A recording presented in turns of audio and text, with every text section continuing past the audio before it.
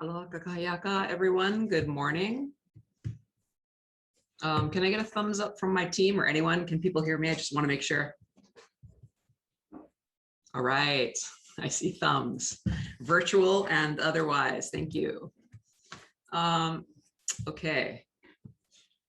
This is day 2. Welcome. And for those of you where this is your first day, an extra warm welcome, even though this is you're only able to participate in half of the summit. We welcome you and we're glad that you're here. Looks like people are probably still going to be joining. I'm just going to scan to see who's new today. I think everybody so far was actually with us yesterday. Mirroring yesterday, we're formally going to open with protocol from Kalani Kiocho, but as he's going to be moving directly into a presentation that expands on culture, the incorporation of culture and community into the management of Papahanamokuakya, specifically through their cultural plan. We're actually going to kind of change the order of things, and our official start will happen after housekeeping and after a few more remarks that I'm going to make. So after I share a few reflections on yesterday, I'm going to turn things over to Momi like we did yesterday, and she's just going to give you a reminder of Zoom best practice. So first, my reflection on yesterday, I really enjoyed myself. I felt the presentations and the discussions were really rich and engaging. I was also pleased to see that everyone was really chewing, on the survey, even asking questions about how it was formatted, maybe if the question should have been different, and also the results, and really sharing the things that were surprising and asking an additional questions like, well, why is that? And despite the remote and virtual nature of this gathering, it really seemed that people were able to share and ask the hard questions. I had a few people like direct message me and just say they really appreciated that they felt comfortable to do that. But speaking of hard questions, I wanted to reference a pivotal conversation that arose yesterday. I feel it's really, really important to intentionally bring community into this space, since this whole summit is really about the community of practice. It's not just about Big Ocean. It's not just about like a specific defined, sense of large scale. It really is about community, scientists, researchers, cultural leaders, fishermen, etc. So we welcome everybody here. And, I really wanted to create space for those communities that are discreetly represented here online today, as well as all of those communities that are connected to large scale marine protected areas globally that are not here. And so I really, as I speak a little bit more, I want everybody, if you would, to really keep community and its many manifestations top of mind today. So this particular discussion emerged yesterday around community, and it was our friends from Juan Fernandez that asked, why there weren't any other, at least like discrete community people like representing. And I really took that comment to heart, and I wanted to acknowledge, that the summit is for everyone. It is for this community of practice. It wasn't like invitation only. We put out the call. With that said, Big Ocean is management focused. And so a lot of the time and effort and resources, we direct them towards supporting managers, right, to think about how to engage community, to supply them with information and tools and trainings, etc., in order to be able to do that. And then, like Kalani was saying, here in Hawaii, there are a lot of, community people who move back and forth between even holding a management position to being on advisory councils. And so for me, and even myself, I used to work at Papahanamokuakya, and across all these iterations, I still see myself as a core member of the Native Hawaiian community. So those lines are kind of gray for me, but, sites are at different levels of maturity and engagement. And so I really just wanted to say that, I took that to heart, and, maybe there's something post-summit that Big Ocean can do, because, the way that community asks questions, or even how they might want them framed, are going to be different to that of an entity working to help managers, right? Even if our goal, our long-term goal is the same, many times how we approach getting to that destination is different. So I just wanted to extend a warm wish of aloha to all our community people, and especially to the crew at Juan Fernandez. I know there's a bunch of you guys watching together, and that was really, really cool from yesterday. And so thank you for listening to my extended comments. And so, like I said, we're going to hand things over to Momi. Just as a reminder, it's Momi and Jonah that are working behind the scenes to make all of these transitions happen. And so Momi, take it away with a reminder of best practice Zoom protocol. All right, that's it for my direction. So let's formally open day 2 of the summit. Kalani, please help us start day 2 with intention and aloha. E kanaloa nuia kea e kanaloa hauna vela kanaloa kea la ma'awi ula kala. Kani kea la ula kala. Kanaloa nohoi kamoana nui. Mo ana iki mo ana o ikai anui kai aiki kamano i ka niuhi ke kohola hohonu. O ke kai hohonua he'e, o ke kai kulia palaua, o ke kai kea honu, o ka hou ka ilo loa. O la ke kino vale vale o hauna vela o nau walua kanalua I paa I ka maka walua kanalua ola. Lana I ke kai, lana I ka honua, lana I ka houpoa, kanaloa I ka moku papa ka hakua kea olono. Olono ka paola I kea wa kanaloa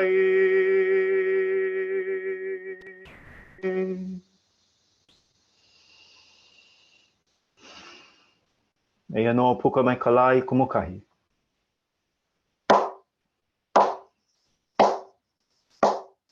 Puka mai kala I kumukahi la ea, havelo ana I le hua la ea. E vai aloha kamakani la ea, o Hawaii loa ke ala hula la ea. I hola ni ke kuina, I hola ni ku.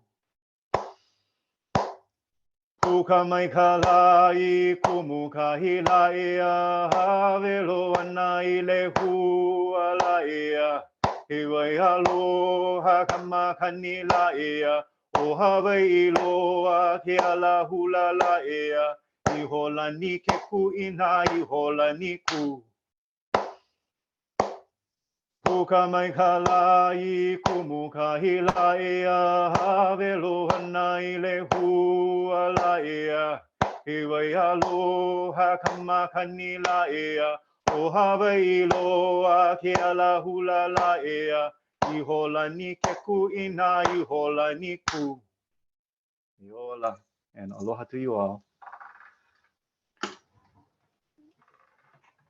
Just transitioning, mahalo nui Nai'a and Momi for creating the space and welcoming us today. Aloha everyone. My name is Kalani Kiocho. I come from Hilo on the island of Hawaii, and I serve as the Cultural Resources Coordinator for NOAA's Office of National Marine Sanctuaries, overseeing cultural heritage management activities within research, education policy, and Indigenous and local community engagement, primarily dedicated to the Pacific Islands region. I served as the Native Hawaiian Program Specialist for the monument for Papahanamokuakya for 5 years, and led the development of Maikopomai, which is a Native Hawaiian guidance document for the management of Papahanamokuakya. And I did this in collaboration with the Office of Hawaiian Affairs, who is a co-trustee, alongside the Native Hawaiian Cultural Working Group that was mentioned yesterday by Nai'a, and the monument co-managing agencies seen here on the title slide. I will share about how Hawaiian cultural traditions are part of the methodology and framework for planning and development of Maikopomai, which was formerly known as the Native Hawaiian Plan or the Native Hawaiian Management Plan. So I may use these terms interchangeably just for historical narrative purposes. But I want to emphasize that I won't go over Maikopomai in detail, We'll drop in links to a longer webinar and also the document itself if you're interested to learn more. But rather, I'd like to focus on a brief overview, a brief history of the process, which took over 10 years. So on the next slide, just to keep the place in our minds, here is Papahanamokuakya, which is about 1.5 million square kilometers. It's roughly the size of the Gulf of Mexico and larger than all but 20 countries in the world, and the largest conservation area in the United States. It includes many islands, atolls, and reefs, and even submerged seamounts and other geological features, with 10 main emergent islands noted here. The vision of the monument is to forever protect and perpetuate ecosystem health and diversity and native Hawaiian cultural significance of Papahanamokuakya. The mission of the monument is to carry out seamless integrated management to ensure ecological integrity and achieve strong long-term protection and perpetuation of Northwestern Hawaiian Islands ecosystems, native Hawaiian culture, and heritage resources for current and future generations. In 2008, the Monument Management Plan was completed as a 15-year plan. Within the Monument Management Plan, there are 22 action plans. This is still a living document that we're managing under. And among these 22 action plans were 2 Native Hawaiian action plans. Basically, they were the foundation for the Native Hawaiian Management Plan. And they came from the 2 action plans that were focused on Native Hawaiian culture and history and Native Hawaiian community involvement. So culture and community involvement. And they were focused on ways to integrate, protect, and perpetuate Native Hawaiian culture. And that's really important, to protect and perpetuate Native Hawaiian culture. And the intention was to include updated and expanded goals and strategies and activities to address priorities that Native Hawaiians were interested in, yet also aim to be inclusive of other stakeholders and constituents. In 2010, the Office of Hawaiian Affairs and NOAA's Office of National Marine Sanctuaries began a multi-year process to complete the Native Hawaiian Management Plan. And during the early development of the plan, a deliberate effort was made to conduct really extensive consultation meetings with the Native Hawaiian community on 5 of the 8 populated Hawaiian islands over the course of several years. The development process was especially interesting because we were basically using conventional planning processes that were informed by Indigenous concepts, values, and knowledge systems with unique and diverse perspectives across the archipelago. For 2 years, there was a lot of important information gathered from the Native Hawaiian community. For several years, you can see that there's a gap in, you may not be able to see it, but from 2012 to 2015, there was a gap in, or a lack of capacity for the Native Hawaiian program. And this affected the Native Hawaiian management activities, including the development of the Native Hawaiian Management Plan. So capacity is a really important factor in doing this kind of work. On the next slide, you'll see that throughout the plan development, it was apparent that there were several goals for the plan. One, it had to be recognized as a conventional management plan by all co-managing agencies. So that's already a tall order for a managed site, a co-managed site with 7 agencies. It also needed to incorporate place and culture as the foundation of the management plan. It needed to be accessible and understood by all managers as the primary users. So even though it was immersed in Hawaiian culture, it needed to be accessible and understood by all managers. And it needed to resonate with Native Hawaiians, especially with the contributions that we received over those several years of consultation, really important information. So my predecessors looked to oral traditions for sources of inspiration and guidance on how to create this framework. And they began to incorporate some concepts such as the concept of duality and some other really specific components found within these oral traditions. But because these oral traditions come from different time periods and had very specific focuses or have very specific focuses, it was hard to identify how they were connected other than the place itself. And it each required a really in-depth knowledge about the oral traditions themselves. I thought some of these, I have a Hawaiian studies, Hawaiian language background. I thought that some of these approaches would get lost in translation, which prevented us from providing a management plan that was accessible for all managers. Some versions of the Native Hawaiian Management Plan were so immersed in oral traditions I found it challenging thinking about implementation with other managers in mind. I thought it would be extremely intimidating for managers as well. But their work, my predecessor's work, provided insights into what could be done. Instead, I honed in on the overarching concepts related to Hawaiian cosmology and worldview and the particular functions of the islands that many of these oral traditions also connect to. So when I started with the monument in May of 2016, this is right before the monument was expanded in August of 2016. This was part of my proposal to NOAA, the Office of Hawaiian Affairs, and the Monument Management Board on how we would move forward, basically walking them through how we would pick this back up after having no one working on it for several years. So what I also did was I interviewed my predecessors and other managers and members of the Native Hawaiian community to understand what had been done and what was most important to bring forward. There are many management documents in developing previous versions of the plan. We had to review every single one of them. At the same time, we began an oral histories project called Voices of Papahanamokuakya to capture these important values and these lived experiences. And I needed to acquire this experiential knowledge about this genealogy of management that I was now a part of. So with the assistance of my colleague, Alyssa Miller, she's our planning and evaluation specialist, we compiled every planning document from these 4 general sources and identified anything that looked like a goal, an objective, or an action item. And I did the initial content analysis of all these pieces, and I identified 5 major themes and realized that they coincided with Hawaiian concepts that we found in our oral traditions, especially with Hawaiian cosmology and worldview. So I also worked with the Office of Hawaiian Affairs on the community engagement component. And in October of 2016, we presented the draft Maikopomai framework to the Cultural Working Group. We got the blessing of our Native Hawaiian elders like Auntie Pua, who had offered the name Papahanamokuakya in 2007. And even Aulani Wilhelm, I had asked her to come to the Culture Working Group meeting to back me up. From there and throughout this timeline, which we never thought would take 5 additional years, we held a Native Hawaiian Plan workshop in April of 2017 to refine details of the plan. We provided drafts for review and agency updates and opportunities for the co-managing agencies to provide feedback.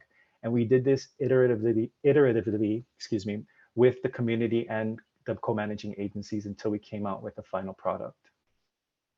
So now I want to present the overarching components of Maikopomai. So the Kumulipo is probably the most well-known Hawaiian creation chant that expresses Hawaiian cosmology in relation to time, space, and place. And this specifies our unique geography, our identity and geography. The Kumulipo is divided into 2 parts. The first part of the chant expresses a primordial realm of darkness known as Po. From this night realm, both supernatural and natural elements originate, and it is here where spirits and gods are most pronounced. According to Hawaiian belief, this is a place where life originates and where spirits return to after passing.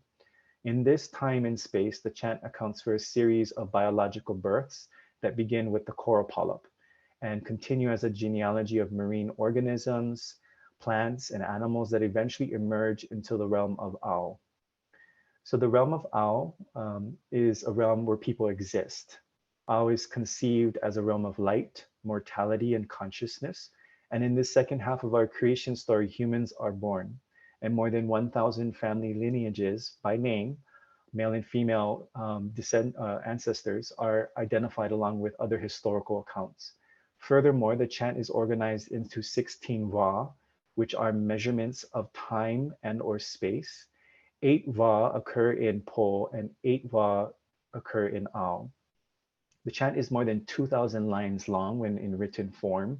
And throughout the chant, unique Hawaiian values and traditions are expressed, which continue to be relevant today. For instance, the balance in pairs is very important. Often in opposites, it's expressed.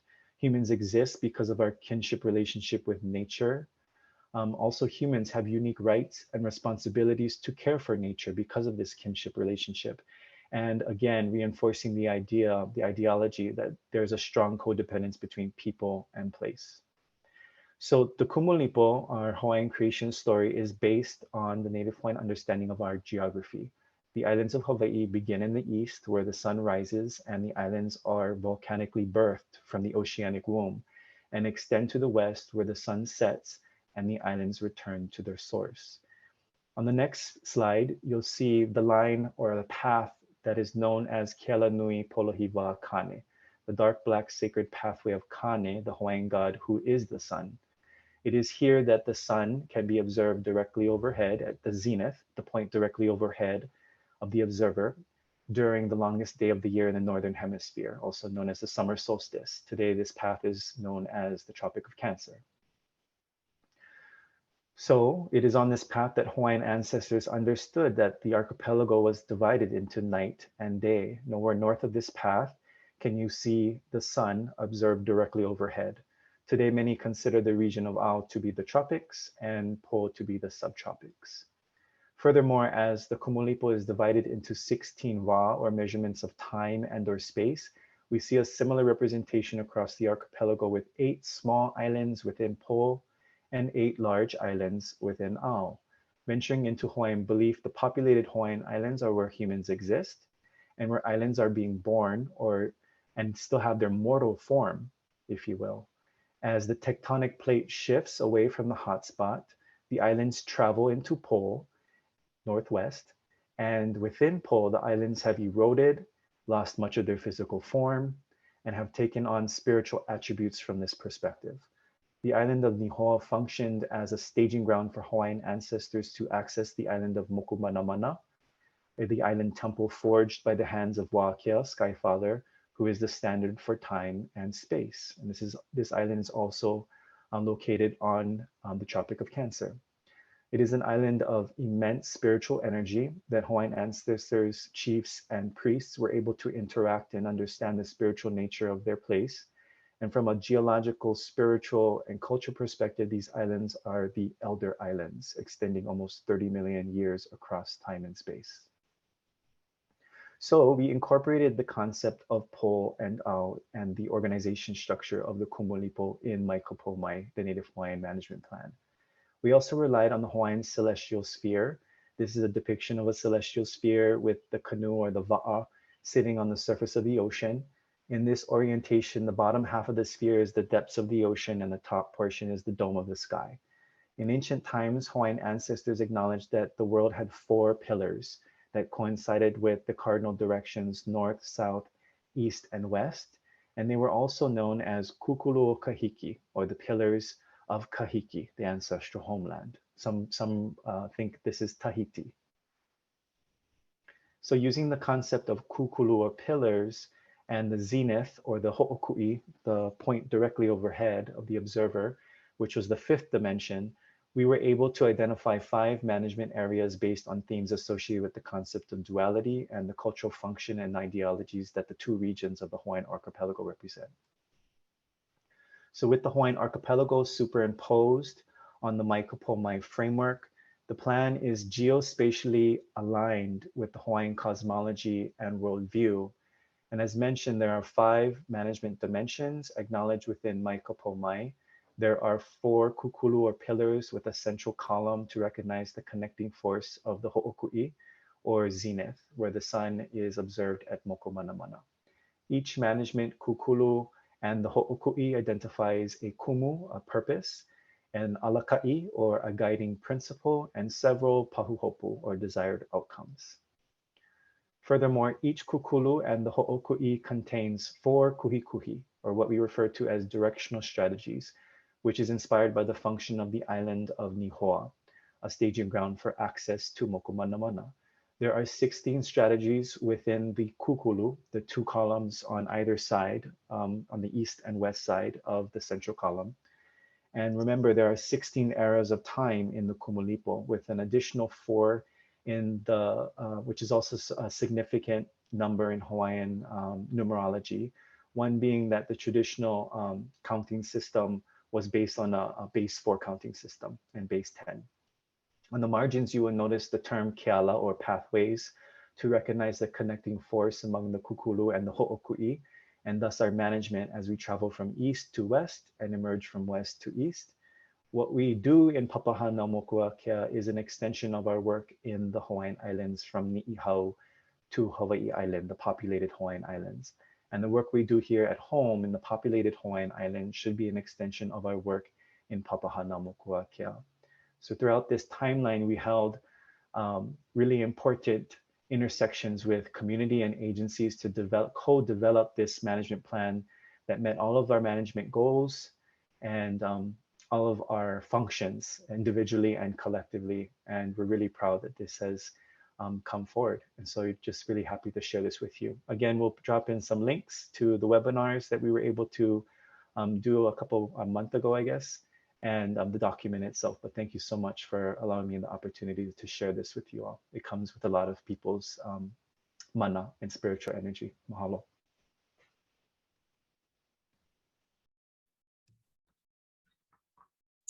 Mahalo, Kalani, for that presentation. In fact, I'm having to regroup. I got very immersed in what was a part of my life for a long time. And it's been a while since I've even listened to Oli, let alone like chanted myself. So I'm feeling very full, very piha today. Kalani, thank you for that. As Kalani said, we're going to be dropping into the chat.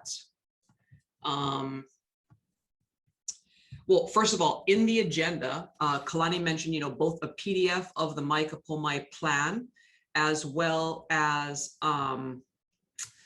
the link to the webinar. So we're going to go ahead and drop those into the chat, but they're actually embedded in the agenda. They're actually hyperlinks to those if you guys would like it. And then we're also going to drop in 2 additional links. One is to the Voices of Papahanamokuakya that Kalani mentioned.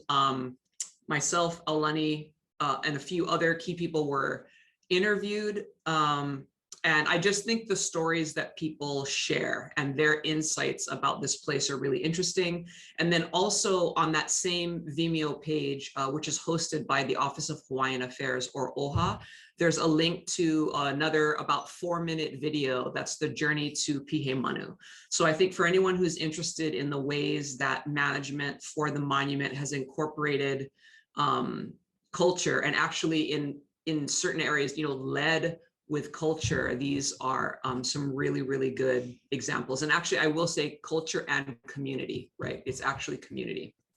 Okay, so we are going to move forward with just framing what we're going to be doing today. Yesterday, we assessed our current position, kind of a status, right? And today, we're going to be looking at potential destinations and how we might get there, as well as, if we're symbolically looking at being on the same canoe, then how are we going to provision that canoe, right? What is the sail plan that we need to build together as a community to get there?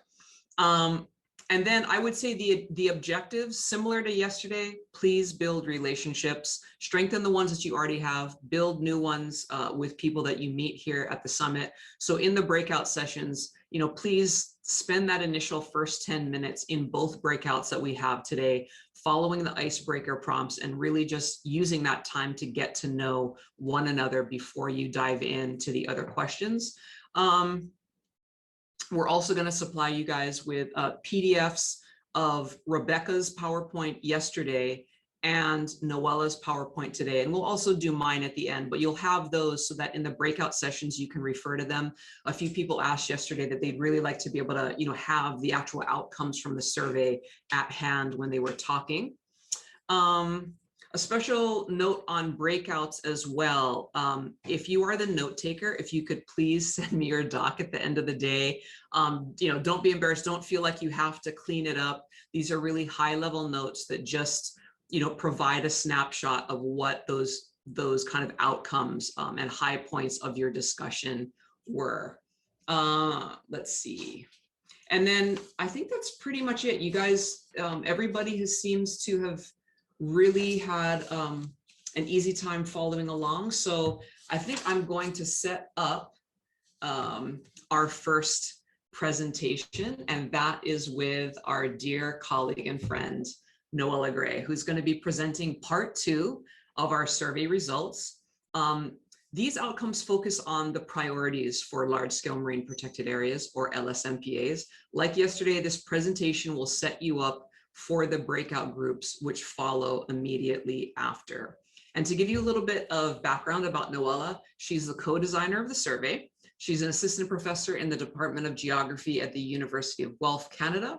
Broadly, she's interested in the politics of conservation and environmental governance. Like Rebecca, who she often works with, Noella has been part of the Big Ocean Ohana since 2016 when we held our second think tank. And I'm really glad that she's actively engaged in helping us increase our chances of robust outcomes for the survey. So welcome, Noella. Okay, and just confirm you're seeing my slide too. Yes, wonderful, thank you. So thank you so much, Naya, for the warm introduction. As you said, I'm joining you from the University of Guelph, which I know most people don't know. So I'm near Toronto in Canada. And importantly, I live and work on the treaty lands of the Mississaugas of the Credit, land governed by the Dish with One Spoon Wampum, which provides us an important guidepost for working across cultures and sustainably in relation with our non-human kin.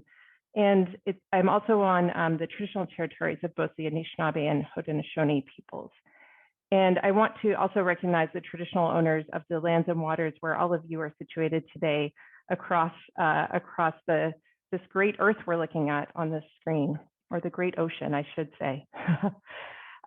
So I will be, hopefully, advancing my slides.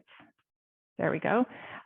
So talking about priorities for large-scale MPAs based on the survey that I know Rebecca introduced to you yesterday.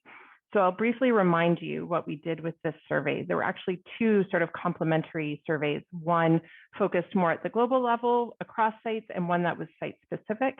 And I'll be talking about results from both of those today. So both surveys included 30 respondents referring collectively to 15 different LSMPAs and responding in 3 languages. So bienvenue et bienvenidos to all our participants today, but apologies, I will be presenting in English. So what are priorities for LSMPA management and how can they be achieved? What are the different strategies that people have in mind when they think about moving forward? And I know yesterday, Rebecca reviewed the challenges that we face. And so not surprisingly, many of the priorities and strategies map onto those challenges in fairly obvious ways. So the site-specific survey, so we had respondents who answered in relation to their particular site that they knew best. And we asked people to rank the top 3 most important management priorities at their sites. And so for these responses, for managers, people who know sites well, you can see their most common responses. I know it's a bit counterintuitive. The most common responses are at the bottom. And perhaps not surprisingly, increasing budgets and funding is was the most frequent response, so the top priority for people. And in some ways, I think we can think about this as an umbrella priority because many of the other things need funding in order to happen, not all perhaps. And so that often is the predominant thing that people need to talk about. So we'll talk about strategies for that in a second. For that site-specific survey, the second and third most frequent responses had to do with increasing scientific knowledge about the site and improving monitoring and evaluation programs, and often those are connected.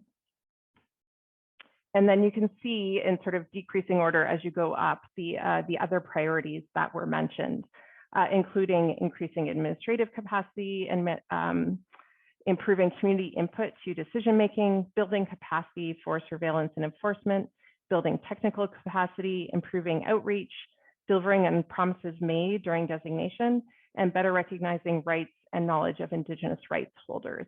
And finally, for a few people, cultivating political support.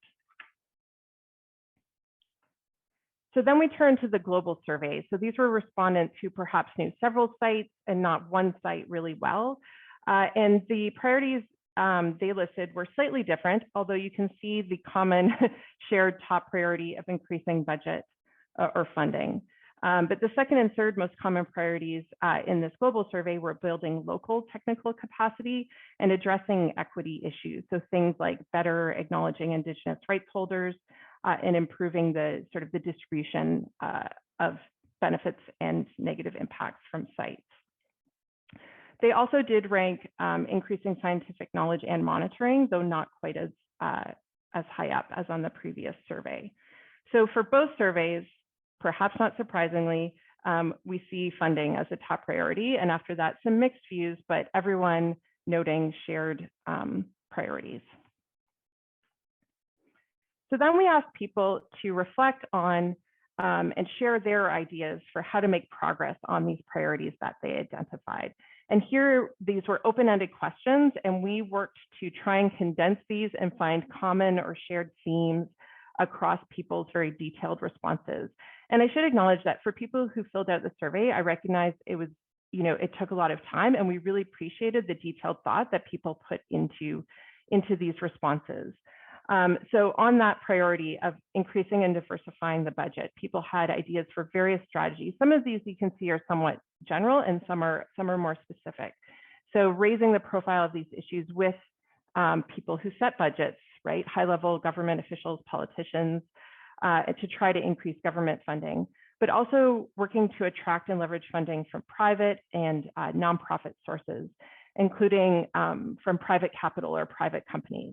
And overall here, you can see that complementary, trying to increase government funding while at the same time decreasing reliance on that government funding.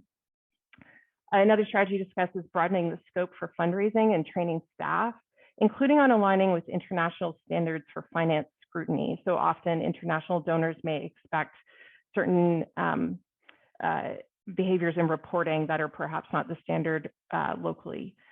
Establishing collaboration agreements with donors, developing sustainable financing plans, and increasing public awareness in order to garner more political support, which indirectly leads to that government financial support.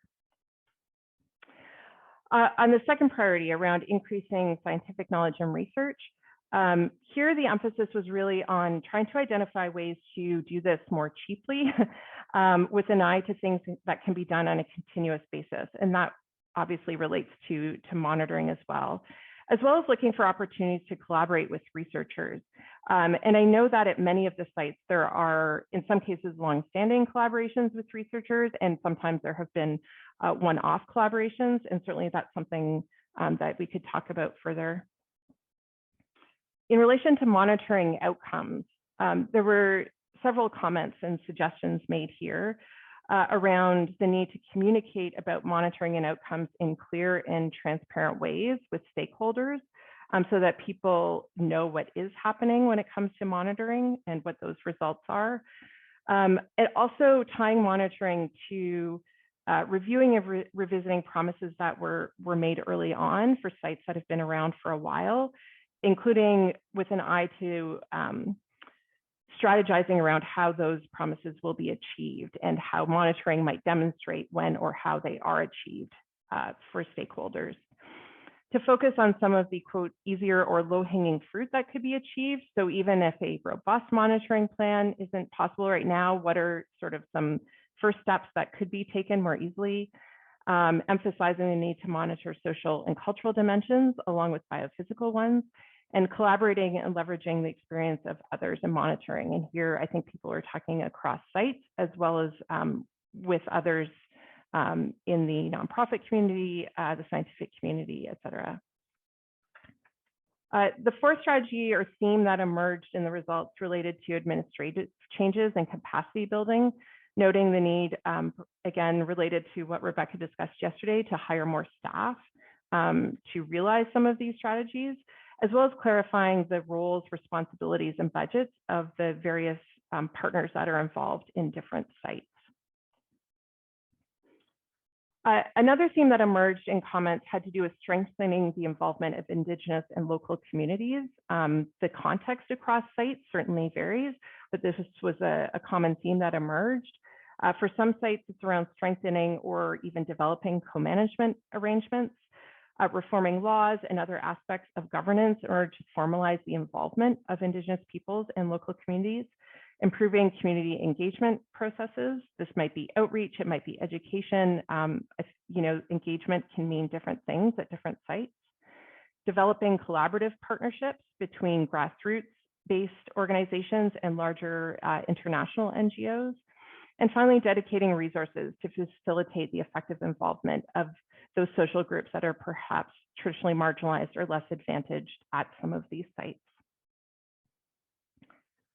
And finally, and this will segue well to what Naya will talk about in the next session, but developing and strengthening a learning community to support managers and others working at specific sites. So people talked about the need to create and maintain a community that can share experiences, training, best practices, and in addition to learn best practices from other sites. And there certainly is a history of this in Big Ocean already, but I think also people were noting the opportunity to build on that history moving forward. So in summary, some key priorities identified. Many of you won't find these surprising, especially I think the budget item, but increasing knowledge and monitoring, building capacity, and addressing equity were also priorities noted and discussed.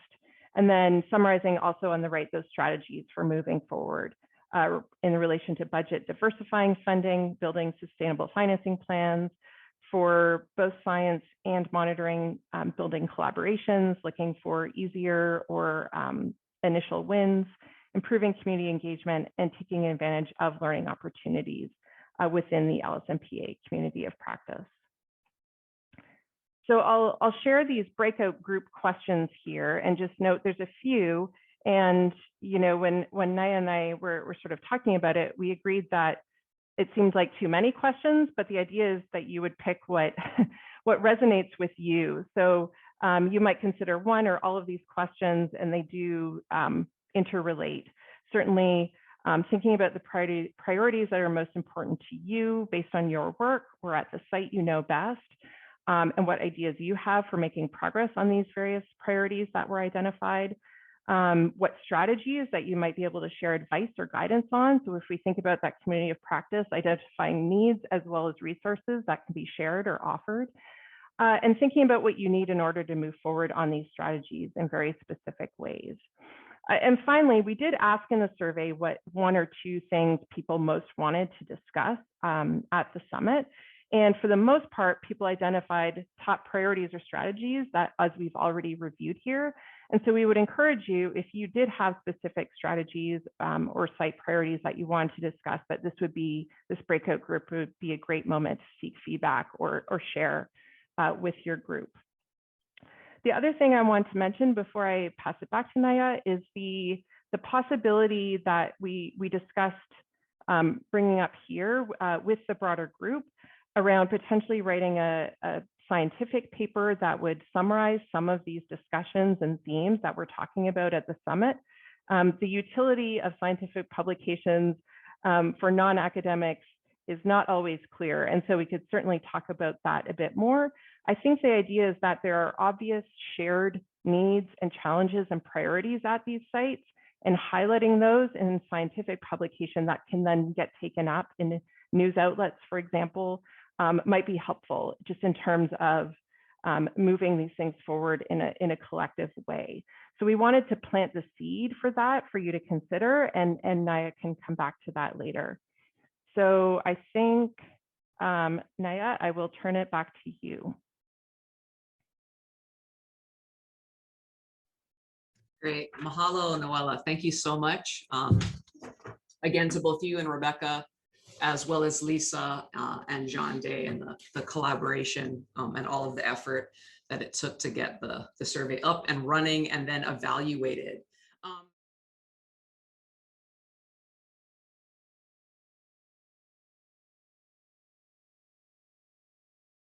I was halfway.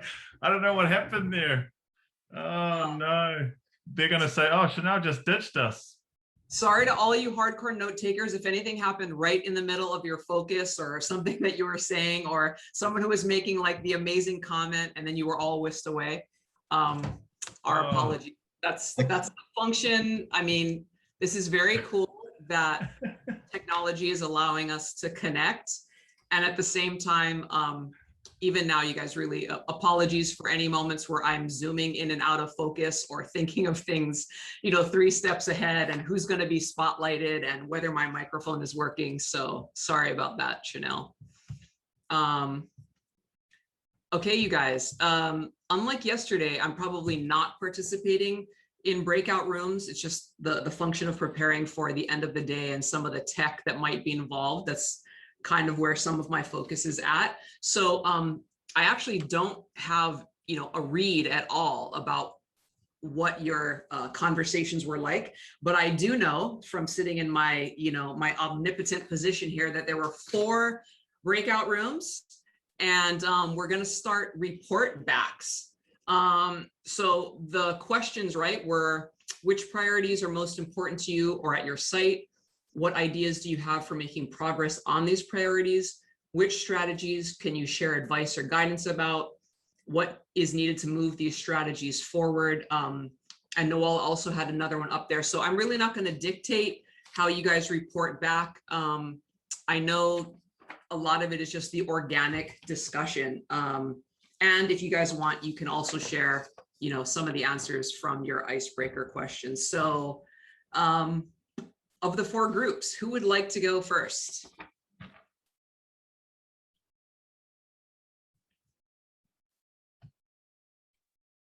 All right, we'll raise our hand. We'll get in there, and There you go.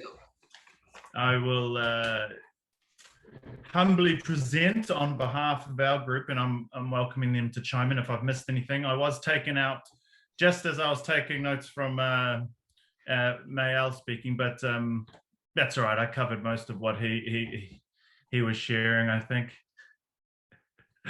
Actually, so we didn't get through all the questions. I'm just going to preface that because we just were having some conversations and getting to know each other quite quickly. I'll just go through. We had Francois and Johnny from New Caledonia, Lou from she's from South Africa, but she's working at the Palau National Sanctuary. Yes. And we had Aulani, no introductions needed there either. And Mayel from the Blue Nature Alliance, and then myself. So we had some good discussions there on our introductions and our marine experiences. What I will do is, actually, no, I'll give you some of the marine experiences. We're all family here and stuff. I'll touch on that. With Francois, it was with manta rays in New Caledonia, and Jean-Yves, it was with his totem, the shark. With Lou, she's just getting into the water, and so anything and any time she's in the water is a great experience for her. And Aulani is shark diving with her son. So for me, and for me, it was time in the water with orcas, where they just kept on staying around and coming really close. So those were our connections with the water that we went over. So how about, like I said, I know your guys' conversations were organic, and, a big part of this summit, for all the surveys and the data and the things that we want to do together, it really is relationship building. Just to underscore, Big Ocean is what it is today because of Pilina and those relationships. So if that was kind of the focus, or, it took more time for your group, I really honor that. So what were some of the high level takeaways though, what your group thought was important? Yeah. And yeah, thanks. No, and that's really important too, because we can't have the mystique if we don't have these family connections and getting to know each other. So, that's really fundamental. Yes, and Carlos, the mystique. Yes. The mystique. We must always remember the mystique. Mystique is there, huh? Mystique is there. I see Gustavo. Okay, excellent. Excellent. So the main priorities, there was a surprise with the first results that were shown, and with some of our guys here, that surprised to see that Indigenous people, stakeholders and consultations was quite low and not a higher priority. The other sort of reflection, I guess, on that in the presentations was that the differences between sites and managers sort of views, and then those that were helping out. So the people that are more assisting, I suppose you would say, they're prioritizing more education and outreach. Whereas for managers, there's different priorities.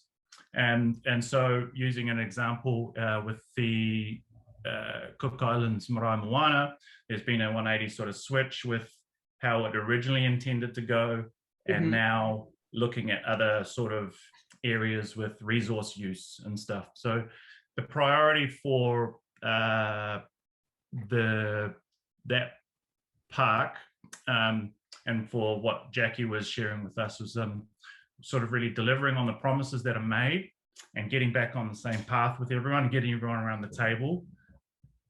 I think that was followed up well with Lou and her comments with the Palau National Sanctuary, where they are concentrating on delivering on the promises. So their priorities are research and outreach, surveillance, and fisheries development.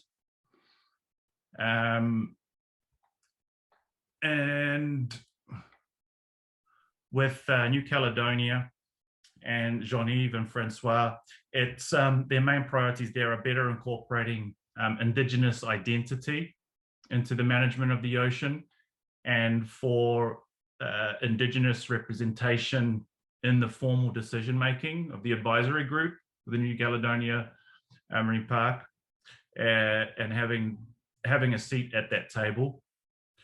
And then having a sort of coordinating position to working with customary authorities throughout the country. So those are the top level sort of priorities we had. I'm sorry that we can't share what our ideas in progressing those, but I welcome my group to also chime in if I've missed anything, which would probably be likely. And we have 3 other groups with lots of amazing people and brains. We can, it's all, I just really appreciate your guys' note taking. You can also even throw, comments in chat. We will be saving the chat and, cleaning that up and taking any kind of input that you guys provide to us, we'll be taking that to heart. Unless anyone from that group has something to share, I definitely want to get to our other 3 groups. We're running a little bit behind today.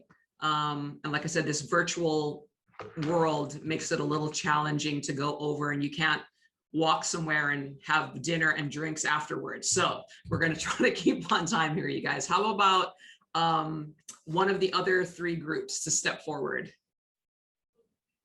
Naya, I don't know what number we are, but I can report for our group. That's great. Okay. So we had community members from Juan Fernandez and Desperadas. And I definitely invite them to speak after I summarize so that they can make sure to add to the summary. We had Ginny Farmer from the Blue Nature Alliance, Stacy Lewis from the Center for Ocean Solutions, and Patrick Christie from the University of Washington. So our Chilean colleagues were the ones who had the site experience, and the rest of us were really listening and reflecting back on some of the things that they shared. They talked about their most important priority is funding. They have none at all, and they're all community volunteers. They also need political level support for co-management.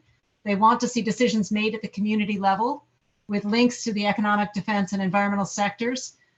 These MPAs were requested by the community and supported by the government, but now they want to make sure that the decision-making is actually made at the community level. There's also a need for community education and for overall capacity, just the challenges of living in a remote community with slow internet and just the challenges of communication. So some of the things that we talked about in terms of ideas for making progress were reaching out to NGOs who can support co-management. They think government funding is going to be difficult because it hasn't been very secure on land. So they think it's also going to be a challenge in the marine environment. To learn from experiences of other big ocean members. And then Stacy offered having clear objectives can help based on studies in Palau. So that's a quick high-level summary, but I particularly ask the community group to add anything that I may have missed or that they would like to expand. Yep, the floor is open to the rest of the group or anyone from the Juan Fernandez team. And if not, that's okay too, no pressure. we all agree that Lauren has made a super clear summary of everything that we have said. So I think it's okay with that. Thank you a lot, Lauren. Thanks. Awesome. And thank you guys really for attending. It's been really great. I'm so honored to have your community here and multiple, where you guys are all sharing a screen. That's the way it should be. That's great. Okay, you guys, so we've had 2 of our 4 groups. Can we do, just step forward, same thing, because the rooms kind of switched around, so I won't even call you out by number. If you know your team hasn't spoken, just step up. I'll piggyback off the last presentation, because we actually had a strong Chile focus too. So in our group, we had Gonzalo, Carlos, Daniela, Scott, Angelo, and myself. And we actually missed the second breakout question. So we revisited the first one. So people had a chance to revise their other career path, but we had a lot of Olympic athletes in our group. Oh, nice. Okay. Did you guys get down to the sport, just general? Was it certain gymnastic? Yeah, actually Gonzalo said that because maybe he's not as agile as he was in his youth, he'd probably do a shooting sport because those are the oldest athletes. That's awesome. So guaranteed success, in other words. There you go. I like that. I like that. So talking about the priorities, and this is in the Chilean context, that really there was a surprise that political support wasn't at the top of the priorities, because representatives of the sites there talked about how that is such an important part of a site's perceived success. And capacity is a big issue, as well as funding, like the last group talked about. And we got in kind of to the nitty-gritty of what the sites are doing now in order to find that funding. So that's really right now it's looking to external funding, because state funding isn't an option, particularly under the situation we're now coming out of COVID or still in COVID. So looking at those external funding, and that it's hard because what comes first, the chicken or the egg? You have limited capacity, you need to find funding to increase your capacity, but you don't have enough people to work for that funding. And these large scale funding opportunities are multi-year, require a lot of work. And that the point was made that sometimes when these LSMPAs are declared, that there's no acknowledgement or realization of what will take to actually manage the LSMPA correctly. And so we just, toss around some ideas of how to maybe help sites look for funding and kind of fill that gap of the state funding that really should be there, but it isn't right now. And so we talked about some ideas for how perhaps the network can help with that. Anything else to add from other people from the group? That was great.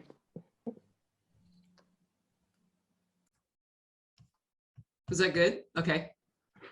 Awesome. Okay. I have some thumbs up and okays. Awesome. And again, you guys just remember that you can also have discussions in the chat or put comments in the chat that we will definitely be collecting. So I guess we have our last group. And again, I can't tell by group number. So you know who you are. I think that's me, Naya.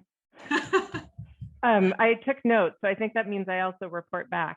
Well, yeah, I mean, I think that becomes the default, right? It does. The group has not so selected group, anyone else to automatically get to be the spokesperson. If I misquote anyone, please chime in. I think our group shared some great stories, sharks being the prominent theme of various species. So we enjoyed the connection piece. So it didn't have a ton of discussion time, but I think 2 main points that came up. One around the question of funding and whether that is in fact the top priority across sites. So sorry, I didn't even say who's in the group. So it was Rebecca and I, who you've all met, Lucy, Laura, Annette, and Kalani. And so Laura was mentioning, in her experience, funding is actually not the first thing that sites identify as a main need, even to someone who might potentially be bringing funds. And so sort of thinking about, sure, that seems like an obvious thing, but maybe we shouldn't put too much weight on funding and think instead about the other needs people have that they identify more in sort of in-depth one-on-one conversations. And often that is has to do with sort of technical support and capacity building and support for just getting off the ground for newer sites. Like, what do I do first? How do I do it? And often when sites want financial support, it's around long-term financial planning. So not so much short-term money or smaller short-term grants, but like support on long-term sustainable financing and planning. And so that might be relevant in thinking about support, because then the other thing we talked about was the community of practice and you know, networking and collaborating and sharing experiences and how important that is in the network. And certainly Kalani was speaking to his experiences with that. So you know, Kalani, please, I don't want to speak for you, but talking, you know, obviously Papahanamokuakya is often sharing their experiences and telling their stories. And, you know, Kalani was saying, it's not so much to tell sites what to do, it's about sharing stories and experiences, and people then find what makes sense for them from those stories, and just really identifying how much various Big Ocean facilitated events have been helpful in doing that. And, you know, certainly like we're doing now, but lots of different ways that can happen. So maybe anyone else pipe up if I've missed something or misspoken. Thank you guys for the report backs from everybody. If you don't mind, since we're running a little bit behind, I would like to skip our 5-minute break. But again, you can, like, if you need to get up and go and do something, what I am gonna do, and this won't be as cool because I'm doing it in real time, so you'll see how the bread is made here. Oh no, wait, wrong one, hold on. Okay, hey, there we go. Okay, so our next poll, Jonah, are you ready with a poll? What is your favorite apex predator? Sharks were a thing, it's kind of the shark thing. Hopefully you can see the video filter. So you guys can take the poll, and while you're taking the poll on what your favorite apex predator is, I am gonna get my my presentation ready to go here. So I am doing part 3 of our survey results, and we're gonna shoot to have our second 5-minute break, but if you guys don't mind, we're gonna move right through here. There may be some bias in the poll. That's great, Angela. Okay, you guys, I am going to disappear for a little bit, and then you will see my presentation. Okay. Thank you for your patience, guys.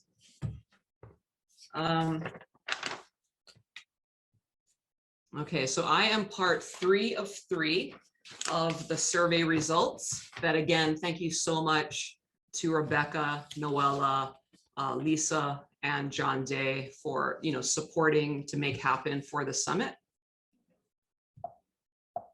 Oops.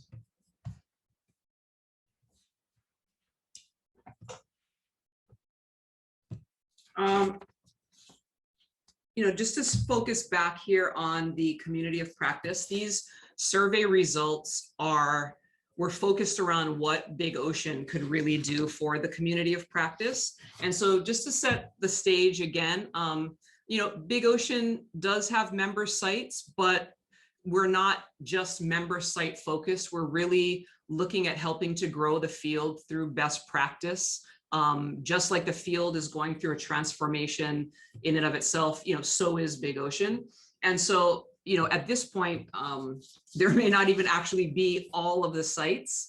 One could have been established yesterday. That sometimes that seems to be how quickly they're coming online. But I just wanted to remind you guys that to be a little bit fluid in this definition of LSMPA, some of you might feel they need to have more protection.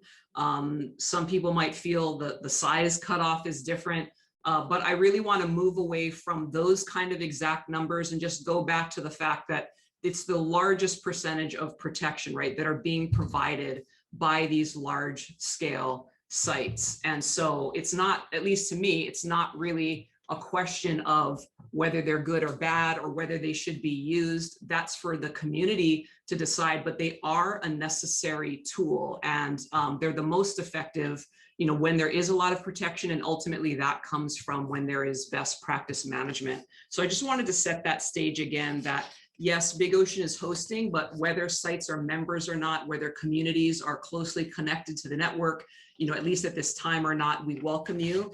And we really are here to support the entire field. Oh, okay, hold on. As you guys are familiar with from the last two presentations, these results are from that same survey, the same number of respondents and breakouts of sites and the languages in the survey itself.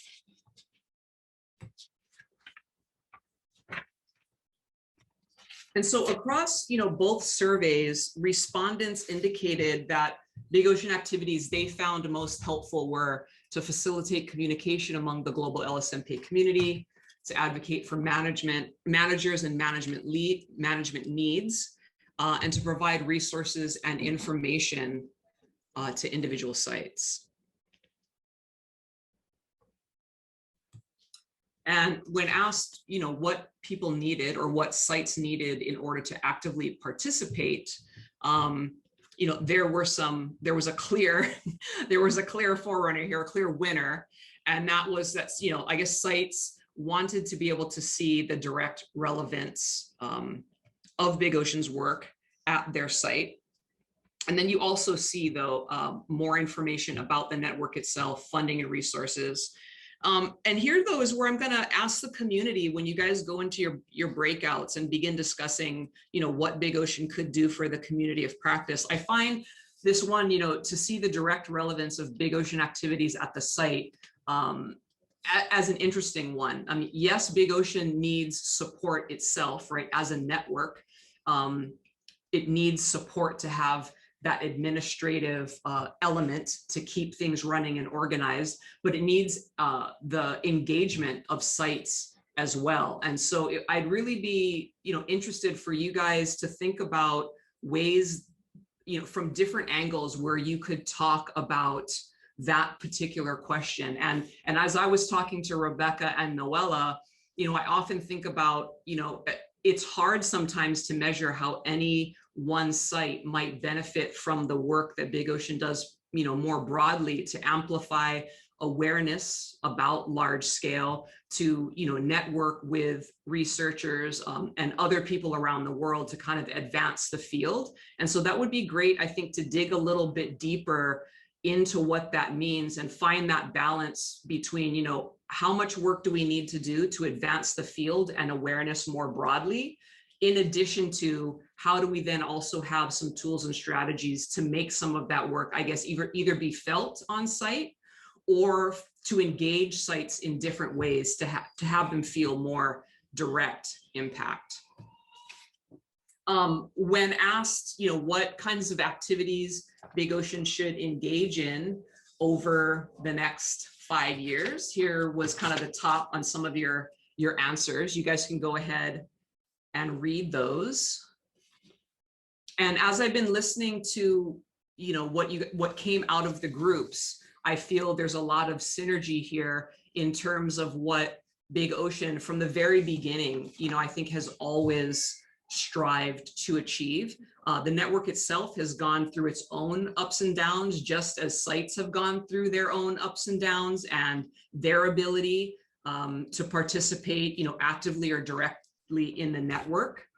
So I was actually really pleased to see this, and it would be great for you guys to note some of these for your discussions. I will say here that Jonah will be dropping in a PDF of both Rebecca's presentation and Noella's and mine, so that you guys can have them at hand when you are discussing. Some of the things that I thought was really interesting as well was how to balance some of these things that are very global in nature with how we can then translate those outcomes or that synergy down at the site level again.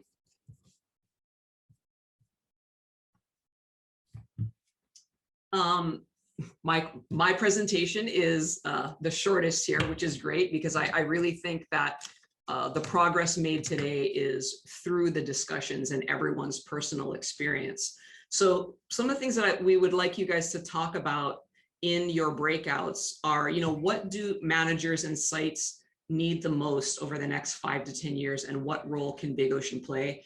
Obviously, in what you've shared in your report backs, you're already speaking to this. And I think even if an actual manager is not in your site, if you've worked with a particular site, or at least from your vantage point, we would love to hear those answers as well. I just want to underscore here that yes, we want to increase best practice. We want to support managers, but the community of practice is inclusive of a whole variety of people. And so even if you don't work at sites, it would be great to, get your perspective based off of the, who you've worked with and the colleagues that you've worked with. So please don't be shy in answering, even if you are not a manager.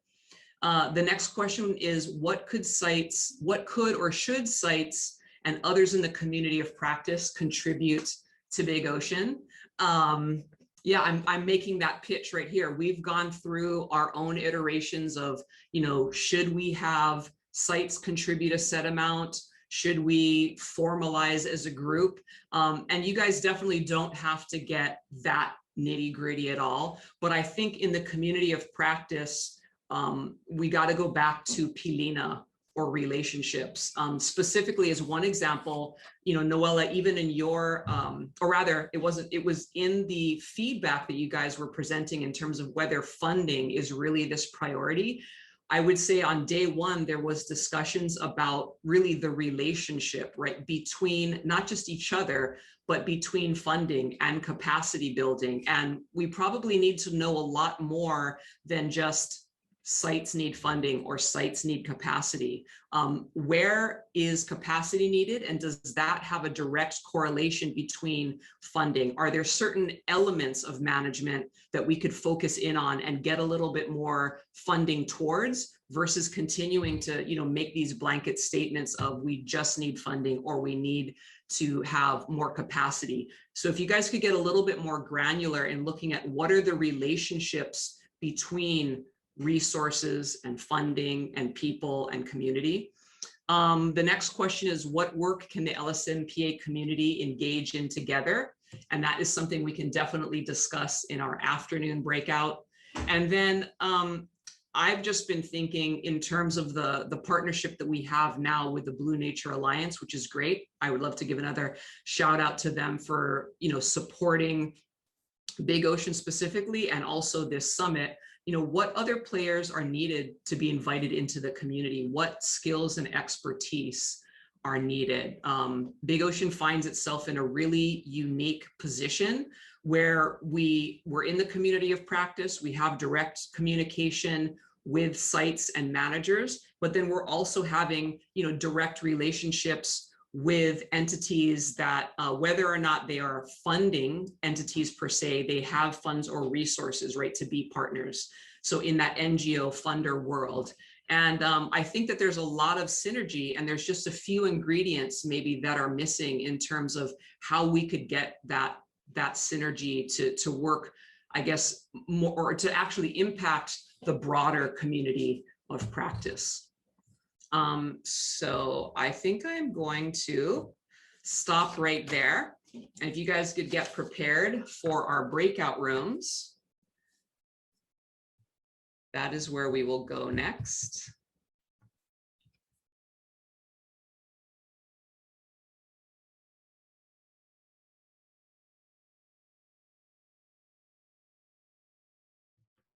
All right. Hey, it's great. Oh, all right. I'm seeing all my peeps. Good to see you. Hey, Aulani, Patrick, Lisa. Yeah, I don't know what the algorithm is of what photos I get to see, but now I'm seeing a different group of you guys, so that's awesome. Okay, we've made up our time and we're like back on time, you guys. So let's jump in to breakouts. Jonah, can you text me? Can you remind me how many breakout rooms we had?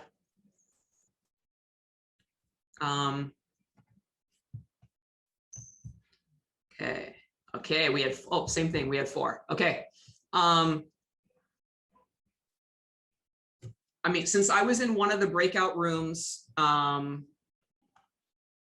just volunteer my group to go first. I don't know if that's going to make me loved by everyone in my group or like the bane of their existence, but why don't we go first and get it out of the way? And is there anyone from our group that wants to chat? Because I felt like, you know, I'm biased since I also represent Big Ocean. I don't want to manipulate the comments that were shared. Scott. Well, I took the notes. Yeah, I'm a note taker. I already presented yesterday. So if anybody else wants to jump in, please, or I'll try to keep my comments very brief. We had Naya, Annette, Stacy, Lucy, Lo, and myself. If I missed anybody, please mention. Naya wants to go back to Papahanamokuakya, Annette to visit Hawaii with experience of deep culture, and we can make that happen. Stacy, more engagement with the people and the culture of Palau. Lucy, a more natural experience for kids and family in Hawaii. Lo, just more and more time in the water, and me, more backcountry camping. We started out with what do managers need, that more clear communications with communities. There's lots of communities. Sometimes we would communicate, I'm not a manager, but this was a suggestion that they're not homogenous. So you've got to grow trust with time and talk to lots of different community groups. That there's opportunities now to build on past experience and do things differently in some places and learn from past and learn from this network that's grown. Having the network is really needed. It's difficult to do this work, and it's great if you have a network of people who can support you. We need real deep inclusion of Indigenous and local people. There's lots of barriers still remaining, even though there's a big emphasis on equity. There's a lot of times in which, many of us and managers, it's our jobs, and for Indigenous and local people, often they're participating voluntarily, and that remains a big challenge that needs to be solved. The neutral convening element of Big Ocean is really, really helpful. Peer-to-peer learning, providing support and expertise, it can continue that. Helping people make informed decisions is really an important role. And again, that breaking down real barriers for true participation of local and leadership of Indigenous and local people to where they're the ones in these leadership roles. Just try to wrap on the last one. It's really that's really what it was. We think the LSMPA community could really contribute more to that. And we thought, if everybody in the world working on LSMPA could see Kalani's presentation and know about how they did it, and know, even if there's not necessarily going to be a separate plan for the Indigenous people of the location, that it's fully integrated into the plans that are happening, that would be amazing. And so we talked about maybe trying to do some things to try to have that happen over time. Anybody else want to add? Thank you, Scott. All right, so that was 1 out of 4 groups. So I know there's 4, but I don't know who was in each group. So I'm just gonna open the floor to the next. I'm happy to go next for our group, and I'll try and be quick. I was the note taker. We had Jackie, Alani, Gonzalo, Kalani, Daniela, and Juliana, and myself. And we actually we started with thinking of very specific things that Big Ocean can do in terms of continued convenings and bringing people together. People find it helpful. There was some talk about trying to, sort of have guidance documents that the LSMPAs are not having to recreate in their individual circumstances, things like management plans, how these can be adapted to specific sites, how to apply for funding, some practical guidance. And then we kind of moved into thinking about the role the network plays in kind of collective storytelling, sort of overcoming, the state-based, nation-based realities of these sites where managers often have to focus on what's happening at the site to sort of represent LSMPAs and the role that they play in conservation in a global community. We started talking about how, I sort of think Big Ocean has done a job towards that, but we ended up talking about that that it could probably do more. Gonzalo was talking about, the climate dialogues and trying to align with some of those things to, increase the visibility and value perception associated with large MPAs, the need to demonstrate value in that sort of global community. Then Jackie got cut off, but was talking about, things like the International Seabed Authority set to have profound impacts in our oceans in the next decade, and how they just seem to be operating in a different world. So, and not very transparently and with a pretty closed decision-making process and group and governance structure. So just thinking about ways that Big Ocean can make a case for large-scale conservation to some of these other important global sort of forums where, really influential decisions are going to be made and will have big impacts on oceans. And anyone else in our group can jump in. I'm Thank done. you. That was great. Yeah, anyone else just have that from that group? Do you want to add at all? All right, I'm going to take your silence as a no. Group, one of the last two groups. I can present from our group. We had Patrick and Francois and the Juan Fernandez community and Noella. I don't think I'm forgetting. Oh, I am forgetting somebody. My gosh, I'm forgetting your name. Remind me. Is it Katie? I don't see her here anymore. I think it's Katie. Yeah, Katie Thompson. There we go. My apologies.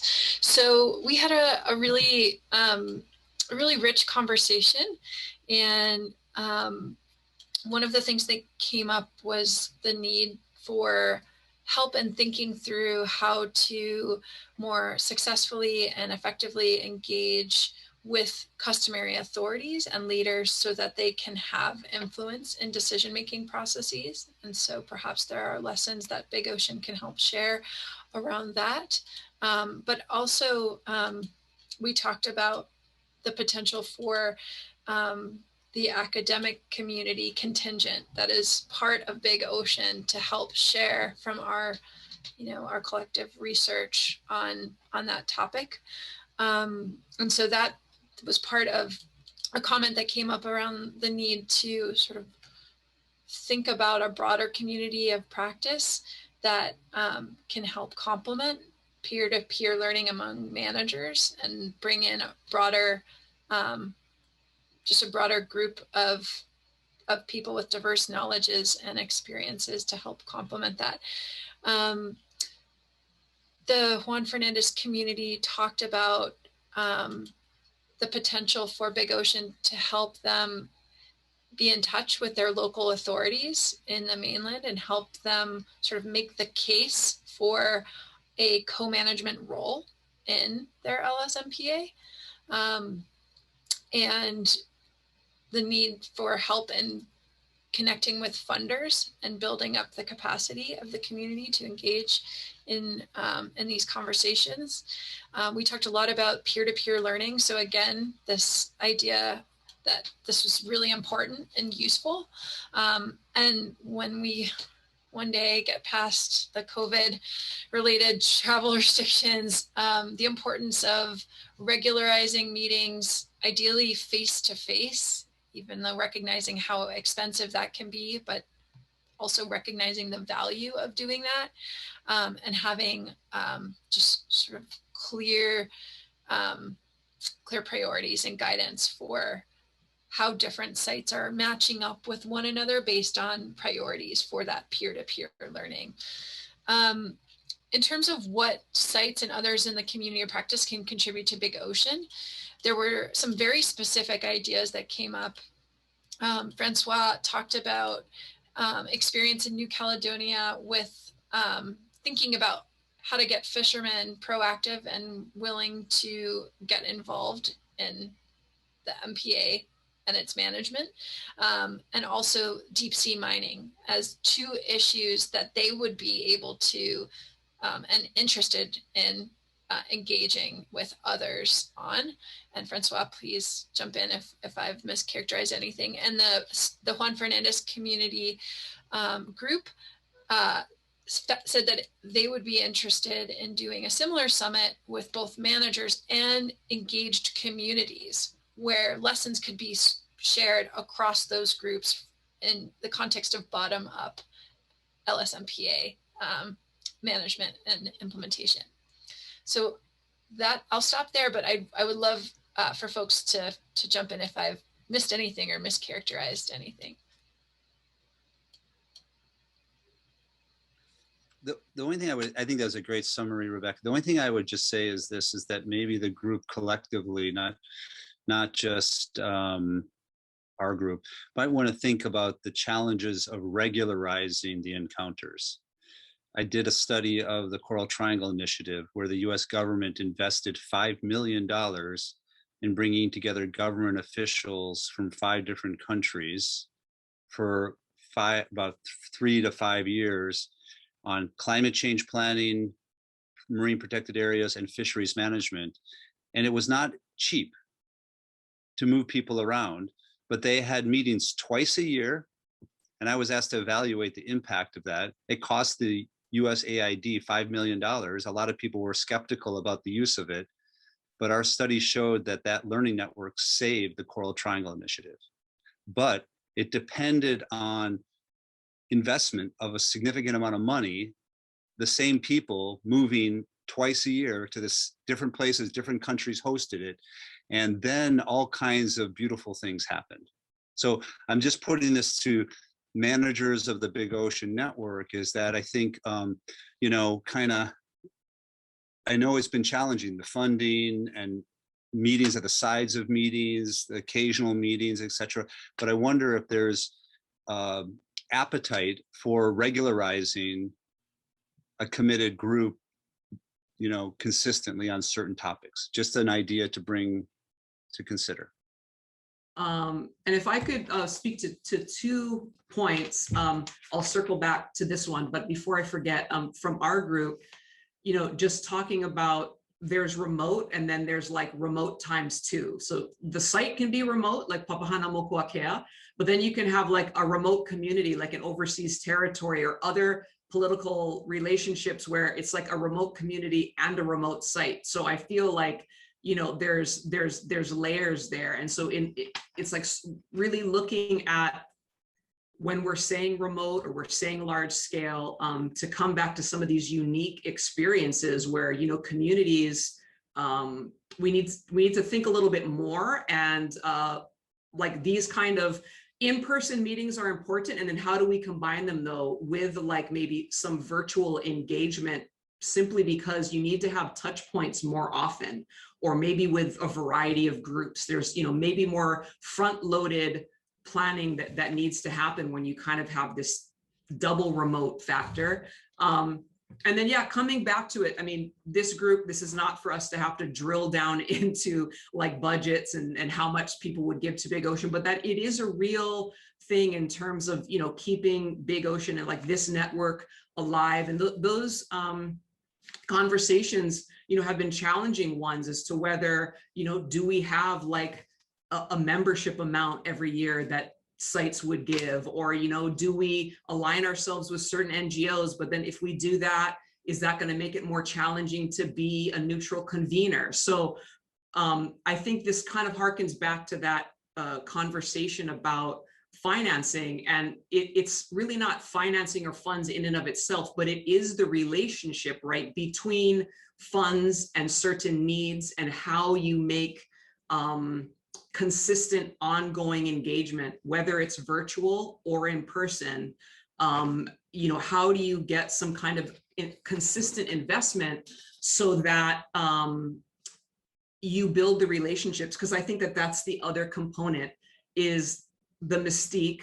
To go back to the mystique and give a shout out to Gustavo again, that is what I know is why like many of the people are on this call. It is the relationships and trust that we've built. And so it's not just about having anyone in a particular seat, right? It's the relationships that you build between people. So that relationship between the human relationship and funding is that when funding is consistent, you keep the same people in place and therefore relationships build. So I feel like that's maybe even the component around funding, that it's bringing in what funding gives you. And so I really appreciate your comments, Patrick, and I'd love to look into that more in terms of the elements of also why it was successful. Like consistency seems one of the main reasons, but at least I know from my end, consistency also equals like the same people, right? The same kinds of relationships that build upon each other year after year. But again, my opinions are a little biased here, so I'll step back. Sorry, I will allow our fourth group to come and present. Okay, I will do that. So in our group, it was Jeannie, Lauren, Chanel, Rosita, and Mael. Okay, so for the first question, what do you manage about, and the role of Big Ocean in supporting the community? Okay, the first thing that one of the members pointed, actually taking again the example of Chile, it was that the conservation is a bit of foreign concept in Chile, especially in remote areas. So the government does not have the skills and capacity to run these processes. It's really overwhelming for them. And the other point of, that we also discussed is that researchers are very biased more towards ecology than cultural or human dimension issues. That's the other thing. So Big Ocean, that has a lot of experience that we lack, actually can help with the different knowledge that is generated by the network to the local needs, actually for instance, in our country. From the other side, actually, that something that one of the members, Rosita, actually mentioned is that she also pointed out that Big Ocean can, other countries can also benefit from Chile's experience because Chile is probably going through a phase that some countries are also facing now, or some are going to face in the near future, especially thinking in not necessarily a developed country, but some country with several, financial and capacity issues. So the idea is how can we structure Big Ocean so sites with less experience get value from the network? Okay, big benefit is sharing lessons, but that may be too unidirectional to benefit all the members. So the other point actually is needed, sharing of problems, questions. We mentioned the process of the Rapa Nui multiple use marine protected area, the huge marine protected area that was created in the space actually, that benefited a lot from Big Ocean. And one of the things that we were discussing is the benefit of Big Ocean, or the contribution of Big Ocean. It can be seen at different stages. In some moment, there was a proposal, a top-down proposal to create a marine protected area there, but that would never happen in Chile, in Rapa Nui, except that through the collaboration of Big Ocean, we set a kind of experience sharing process with people from Hawaii, people from Marquesas, and people from Fiji, actually.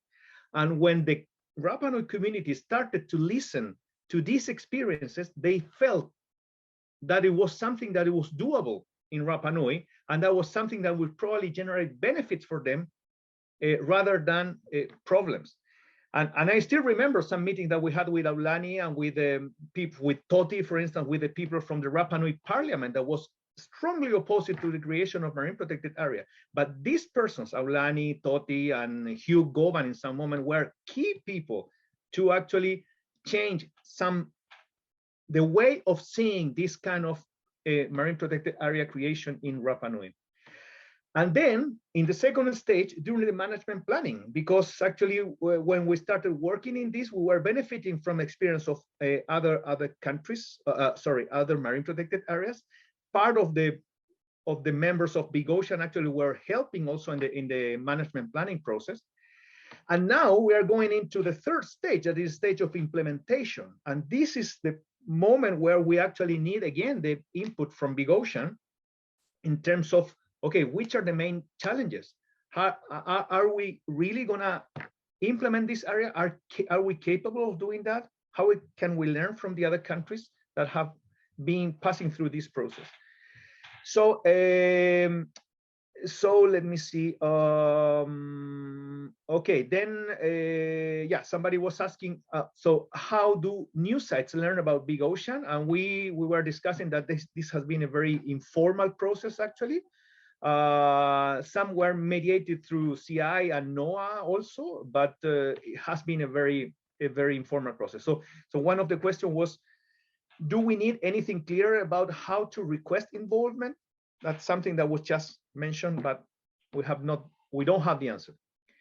Then for what could or should sites and others in the community of practice contribute to Big Ocean?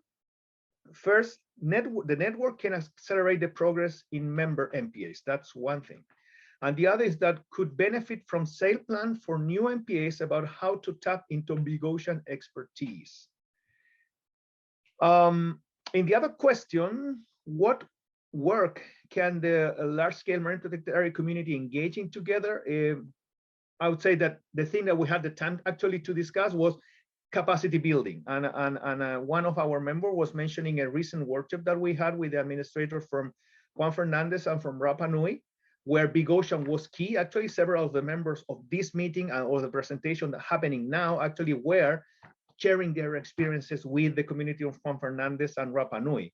And that was very well valued by the communities and also by the government agencies as well, that were like trying to listen directly from the managers of how are they dealing with the several challenges that they were and they are facing now.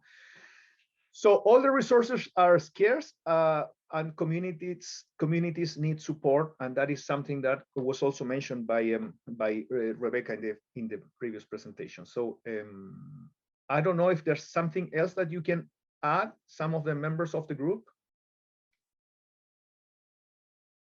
No? Okay, so that's it. Thank you.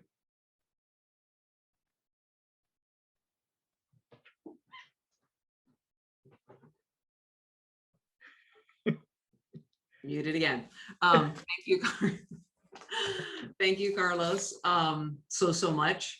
Wow, we're actually on time. So what we're gonna do here, you guys, is we're gonna take a 5-minute break, let your guys, stretch, get some water, move around. We'll come back in 5 minutes, kind of at the top of the hour at, oh no, I'm sorry, a little bit ahead of myself, just before 1 o'clock. And then we're actually gonna have Rebecca and Noella gonna give you a little bit of a heads up. We'll open the floor to talk about that idea of a paper and take that poll. So you guys could shoot us some, personal messages if you want to, or we can just be really fluid when we come back from our 5-minute break.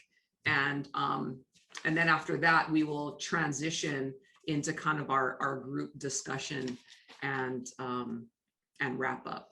I'm just kind of taking a quick look at the chat. Various things were shared. If there was trouble accessing anything, just let me know. And if it was something any of you guys shared that people don't seem to be able to download, please feel free to send it to NITA@bigoceanmanagers.org or the info@bigoceanmanagers.org. And if it's something that you wanted to share with the participants, we can definitely distribute that for you guys as well. Okay, we are headed into kind of the final merged sessions here, which we're gonna open the floor to a little bit of this discussion about the paper and take a poll. I'm gonna bring up Rebecca and Noella, or either one or both of you if you guys want. And then we will merge into kind of a group plenary discussion. Rebecca or Noella. So my team is ready with the poll. And in fact, you guys can say, like, I'll let you say to them, throw the poll up there in your remarks when you're ready. So I don't know if you guys just want to like, just let us know which one of you wants to come up or both. Thank you. So I mentioned earlier when I was speaking about the potential for a scientific publication, I just want to explain a bit more. This arose when Naya reached out to Rebecca and I about participating in the summit. Just a free-ranging organic conversation. And, you know, one of the things we talked about is the moment we're in the lead up to the currently paused but still ongoing lead up to the next COP for the Convention on Biological Diversity. And as many of you likely know, negotiations have been going on for several years now on what's called the post-2020 framework, which is the next round of global targets. And I know I'm over-explaining for some of you and under-explaining for others, so bear with me and ask questions if you need to.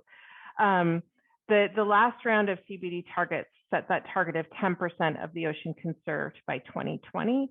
And there's a new round of targets being negotiated. The current draft that they're working with is 30% by 2030.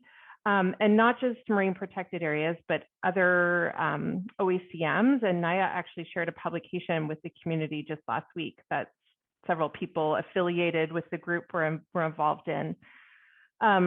And so we were just talking about the timeliness of, given that that target is being negotiated, and given the really oversized importance of large scale MPAs in meeting those targets, the moment is right for the LSMPA community broadly to say something about what the community needs to effectively manage these sites. So as the emphasis continues to be on increasing those targets, which necessarily will mean more and bigger MPAs, what does this community want to say broadly to international policymakers and others around what their priorities are, what their needs are, and what people should be thinking about as they think about those targets?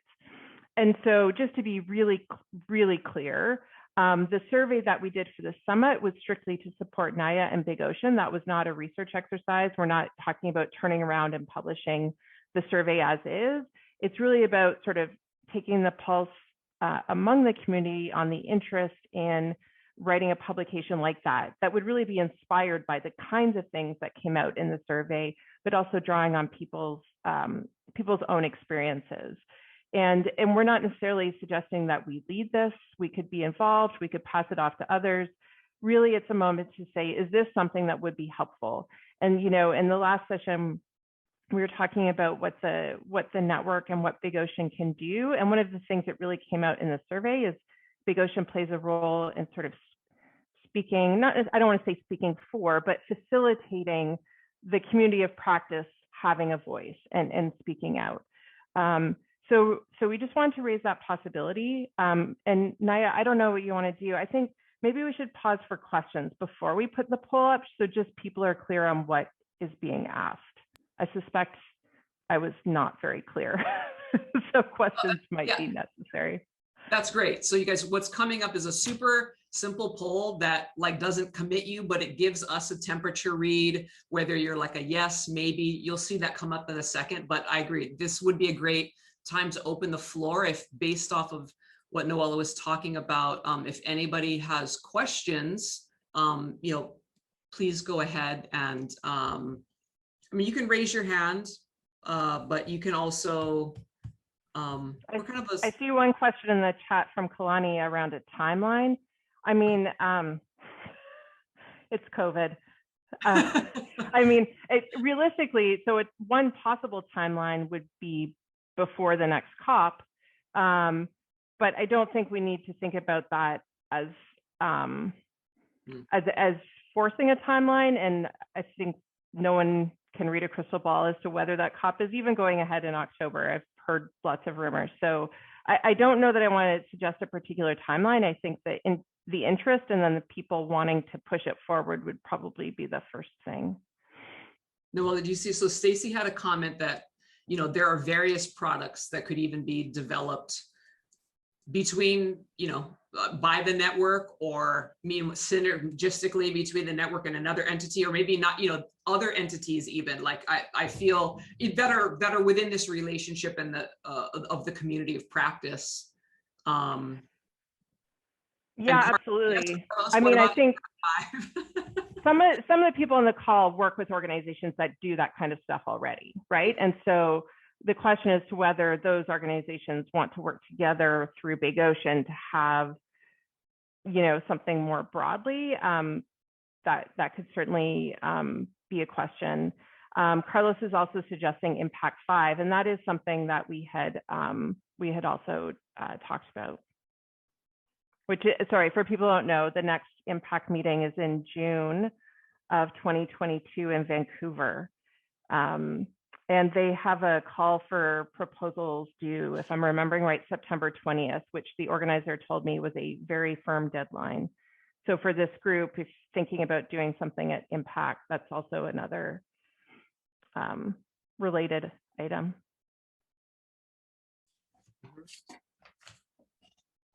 Any questions about just, I don't know, got more detailed about format, or I don't know, any other details?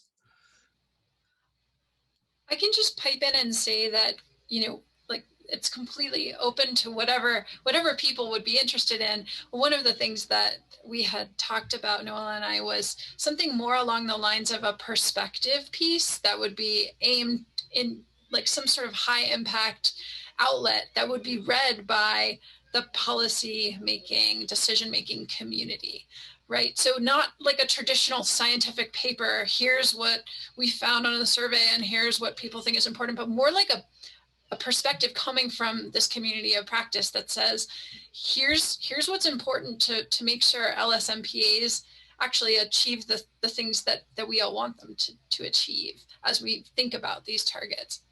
So I don't know if that's helpful, but.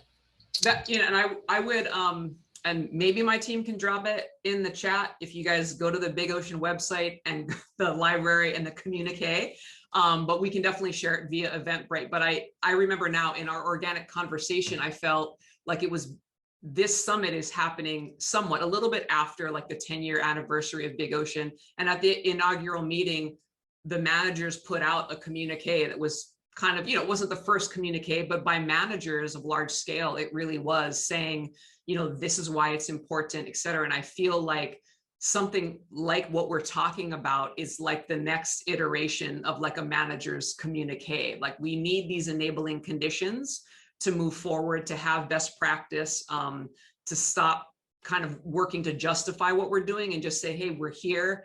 Let's look forward, right? And let's be thinking about the things that those ingredients, or the way that we need to provision our canoe, if you will, for that sail plan forward. So that was one of the reasons why it really struck me. And then we could tie it to the 30% for sure. But to me, like best practice should be at all of these sites, whether we have the 30% goal or not. So. Yeah, it looks like the team will share the link to the communique in the chat here for any of you guys who aren't familiar with that. So I guess we could put the poll up, Naya, and people can continue to post questions if they have them. I think there's two related questions. One, do people see the need for this kind of communication?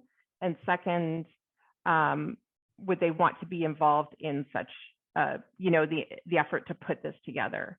You might want it, but not want to be involved. And that is okay. You might not want it. You might think it's a bad idea. So, so two questions.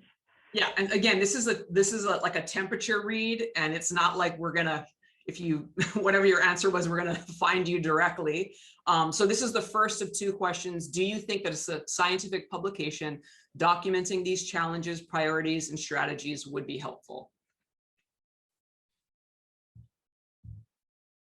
So not to be the spoiler, but like I can see the results on this side, and I'll just say like no has 0. Everyone, only yeses are there.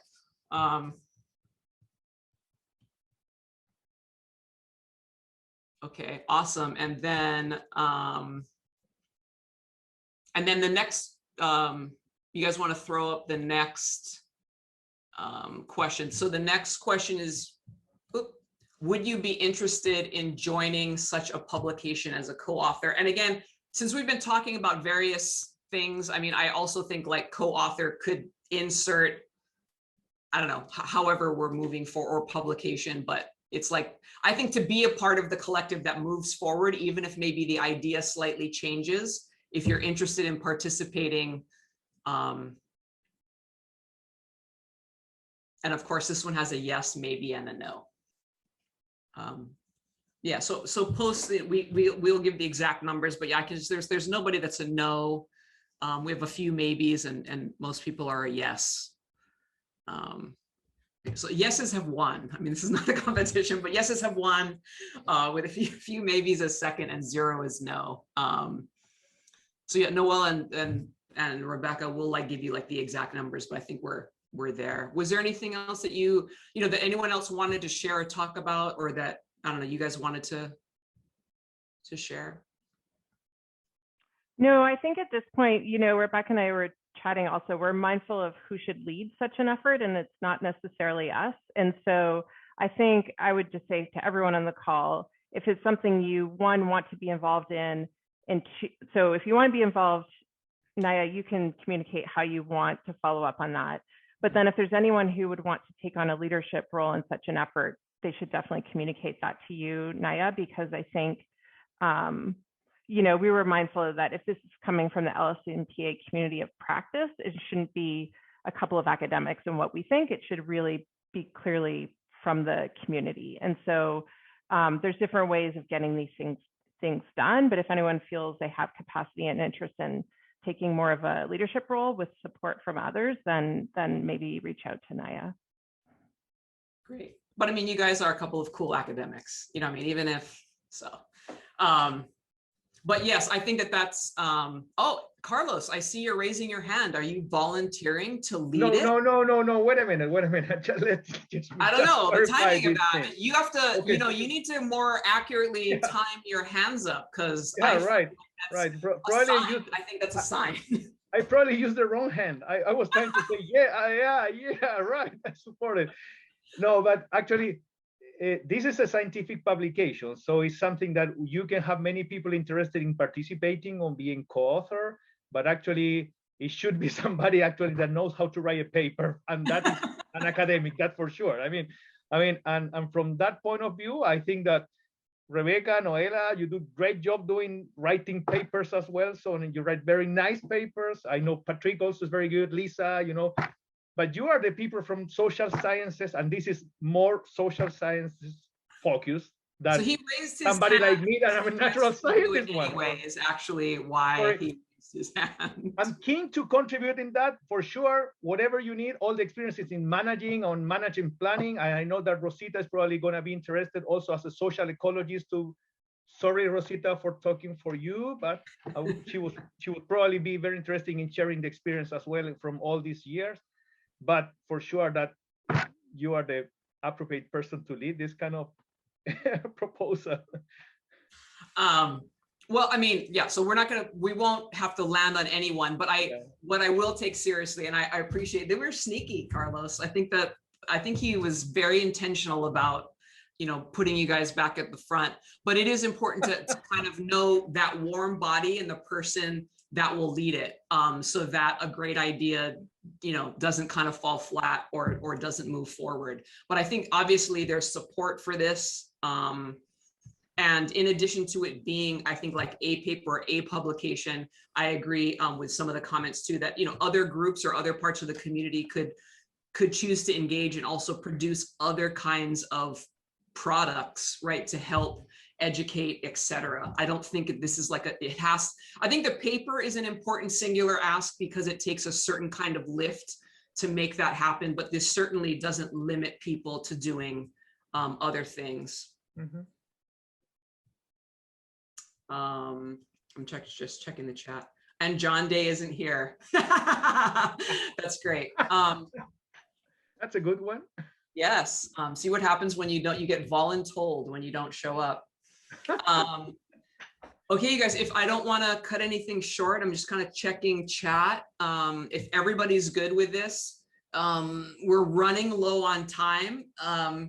So even if we don't, I'm just trying to think, maybe we shouldn't do Rebecca Noella, like a 10-minute, like is Jamboard worth it with 10 minutes in your experience? Or maybe it's just better to kind of have a conversation. I'll throw this out there. I've been thinking all day about what we could do in our, closing conversation. Unlike like in-person meetings where you're really guaranteed that most of the people that come in the door, right, everyone's kind of flown there and it's all the same people. We've really had a shift and our numbers change. And I kind of felt since we have this discrete group, and this is also really about, we're ending with kind of like what Big Ocean can do.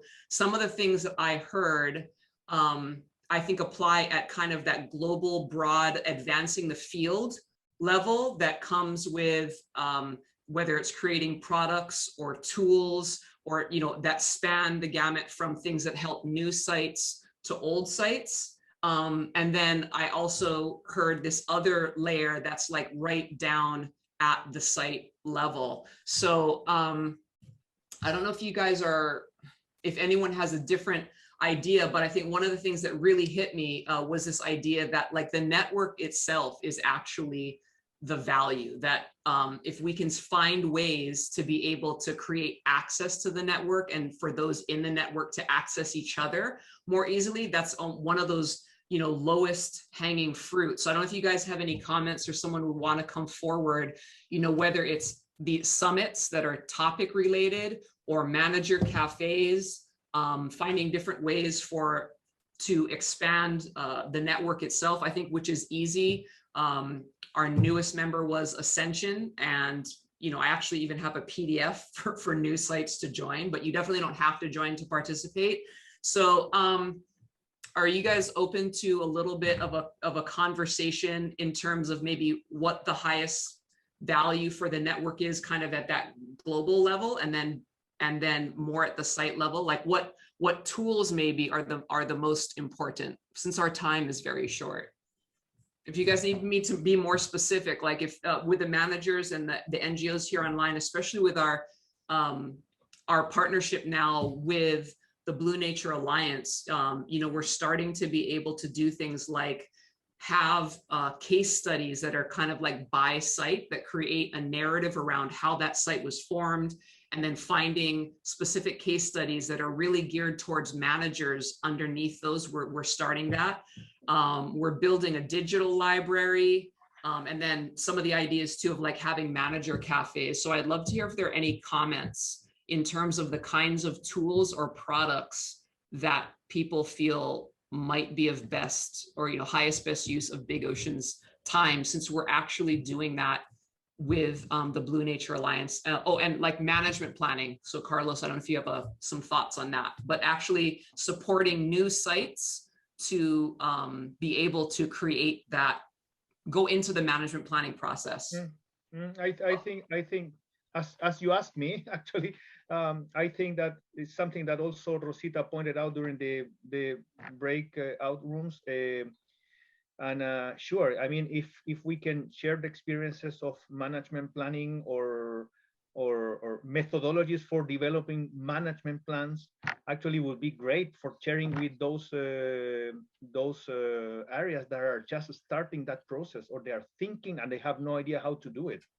I always remember a conversation with Aulani. She was telling about, okay, the management planning that they have in Papahanamokuakya, that's a huge thing, and she was like so surprised to see something like very, very concise, very reduced, very applicated, and easy to develop. And that's something that we can, of course, we can share. That's something that we have been sharing also within the Big Ocean network. So it would be great to share with areas or with managers that need this kind of input, for sure. And the other thing, of course, is all the different documents that Big Ocean has been producing, and that we can just continue doing that. Not only scientific papers, but also some kind of useful documents like these guidelines, the IUCN guidelines, or some other even shorter documents that can be easily translated to managers, because sometimes the papers are like very like, oh my God, it's not easy.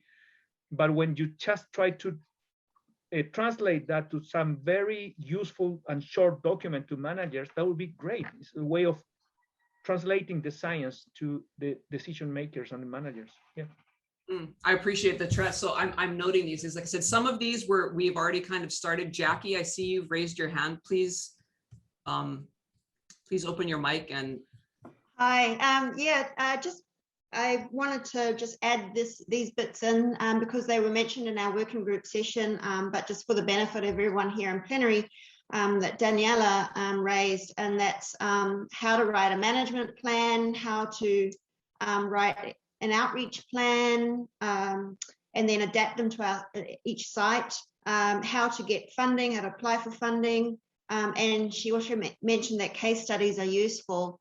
And yeah, sorry to Daniela to just jump in like that, but I just saving you to do that. I thought that was really important.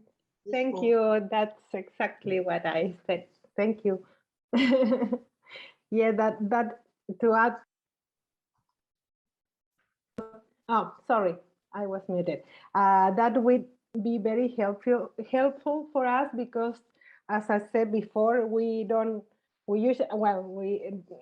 have a very small group of people working on a lot of marine protected areas in Chile, so we sometimes don't have the time to develop this guidance, or I mean these documents, you know, and it will be good to have a guideline so we can adapt the general idea, you know, take the general idea and adapt that to the specific sites. That will be very, very helpful for us, because you save time, and time is always a problem when you have a small group of people.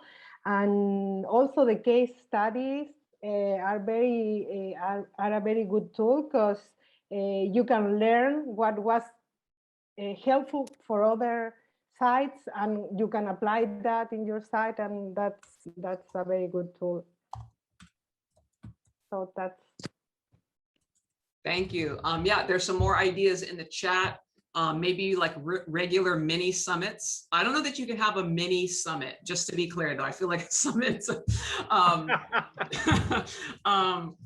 But I think, Jackie, you know, you had that idea of like managers cafes, and I think with the time zones, maybe we could even get with a few managers, you know, who would be willing to host in various time zones with a small group when they needed to.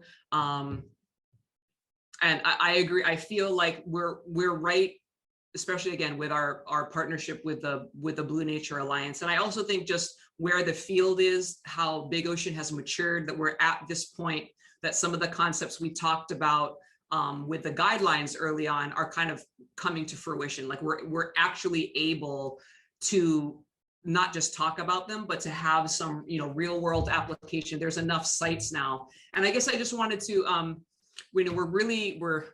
this is when we need more time, but we don't have it. And I actually would like Aulani to be able to come on and kind of close us. So right here, though, what I'd like to say is, you know, everyone has been so, I guess, inspired by the Maikapo cultural plan out of Papahanamokuakya. And, you know, when I'm talking with like a manager hat on, or maybe like not in my community hat, we can look at, oh, you know, here's this amazing piece. But when I'm talking with my Native Hawaiian community hat, it was really interesting to me, because it took 10 years, and it kind of matches even how long like a baby needs to grow, over 10 months. And there's a lot about this plan that I have to say is, not that it wouldn't have been great for it to have come out, you know, 7 years ago, 5 years ago, but there is something about just the consciousness of the management team, of the community, a lot of these things that kind of needed to happen. And I feel Big Ocean is very much in the same way. And so as much as these tools, we're talking about these tools to be there to help communities, maybe not make certain mistakes and have their processes be more efficient. There definitely is something to, taking whatever step you need to as a community that's appropriate. And if it takes you 5 years, it takes you 5 years. If it takes you 10 years, it takes you 10 years. That when it finally is birthed, if you will, the important thing is that it is an expression of that community. And sometimes that just takes a while, so also don't hold it like we need these tools, because you also have to get there faster, right? Or you're trying to avoid certain hurdles. Sometimes those hurdles are exactly almost like what we need in many ways. So I appreciate everybody. Just know that we're taking all of your comments, your questions. We will be synthesizing post-summit. We will be sending you correspondence via Eventbrite and then hopefully afterwards. But before we really say goodbye, I just wanted to open the floor to Aulani, whose brain birthed Big Ocean 10 years ago, and who at various occasions we've followed down crazy paths. It's truly an honor to have you here. And I'm so glad you were able to participate. So please take the floor. Oh, mahalo for that. Aloha mai kako to everyone. It really is so wonderful to see everybody. It's like a family reunion where I get to see loved ones that I don't see enough, right? And I also get to meet new people who've been brought to the family reunion by family members, right? And that's how our family grows. I hope those of you who are new to Big Ocean or new to this community have felt that, not like there's a family that you're not part of, but actually that you've been drug along to a family reunion and now you're part of that family. For those of you who I've not yet had the privilege of meeting or have only met briefly in one of these breakout groups today, I do look forward to meeting sometime soon. So all of you who know me know that brevity is not my strength or my superpower. So I will try to briefly just talk about three main points. One, the first is really just, again, mahalo, thank you. Of course, the first mahalo goes to my longtime colleague and dear friend, Naya, for carrying on this work of Big Ocean, for pulling this summit together, for continuing to care for this community, and make sure that this community has endured over the ups and downs across the nearly now 11 years of Big Ocean. And mahalo to her team, Momi and Jonah, for all the planning, the tech support, the care that you've given to all of the participants so we could have this great experience today. Also, mahalo, thank you to all the presenters, including John, who we're all obviously missing so much that we're assigning him work, who couldn't be here with us today, and to each of you, really, for being part of this summit, for making time to do this, but also really thank you for all that you do for these incredibly special places on the planet, on our shared planet, and the work you do to support the incredibly special communities of people who care deeply for these places and work hard every day in whatever ways to try to protect them now and for the future. Our work is all diverse, but we're all working towards those same kind of shared hopes and dreams in mind. And by creating this community of practice, I think we're also building that set of common values that help us do that in the same way. There are other people aiming to do maybe similar things, but what really threads through this community is the agreement around a shared set of values about how we are going to go about the work and how we're going to treat each other and others in that work that we do. It's been wonderful and somewhat emotional, I admit, to see old friends be inspired by new ones who are now bringing their respective talents to this field. But I do want to say that it's particularly emotional, in particular to see our friends from Juan Fernandez. It's really hard to stay online for 2 days, period, but much less in a room all together, standing up, sitting down, listening all day in English, which is taxing just to be listening in another language. And most importantly, I recognize that it's a huge investment for you to spend this time with us, to commit to this, because it's taking away from other family and work obligations you have. And that's an important reminder for all of us who do this as jobs, to remember that this work of community is really, really hard. And so I just want to send special aloha to each of you who have made that time, and all the community members who are supporting you to be able to be with us for these 2 days. The second thing that I want to say is it's obvious to me, and for those of us who have been engaging in this field for a while, that the field's growing and it's changing, right? The needs, while I think are still consistent, right? The core pillars of what it takes and the foundation to create durable, effective, long-term protection and care for these places are not going to change. But as Jackie in one of our groups, and I think she's put it in the chat, has rightly pointed out, there's clear differences, right? If you look at that survey between the priorities that sites have and the priorities that kind of those of us who are working with multiple sites at the global level see. And some of those are based on the stage of development of a site. They're based on financial resources, political situations, social contexts, all of those things. The topics are the same, but prioritizing them and understanding which sites need what at what time is really still part of the kind of the art of this. If the science is the what we need to do, the art is when, and how do we really, support sites and each other in the times that they need to prioritize making progress on those most important things. And I think what we've heard consistently across the 2 days is that there's a deep desire to connect even more, right? We've seen it in the chat, we've heard it in every one of the breakout groups, and we've known this, right? We've tried to get together for some time. We had hopes and dreams to meet in the Cook Islands when Jackie was managing Marae Moana, but time and definitely resources at the time were lacking. Global meetings that we had planned to convene at were canceled, right, due to the pandemic.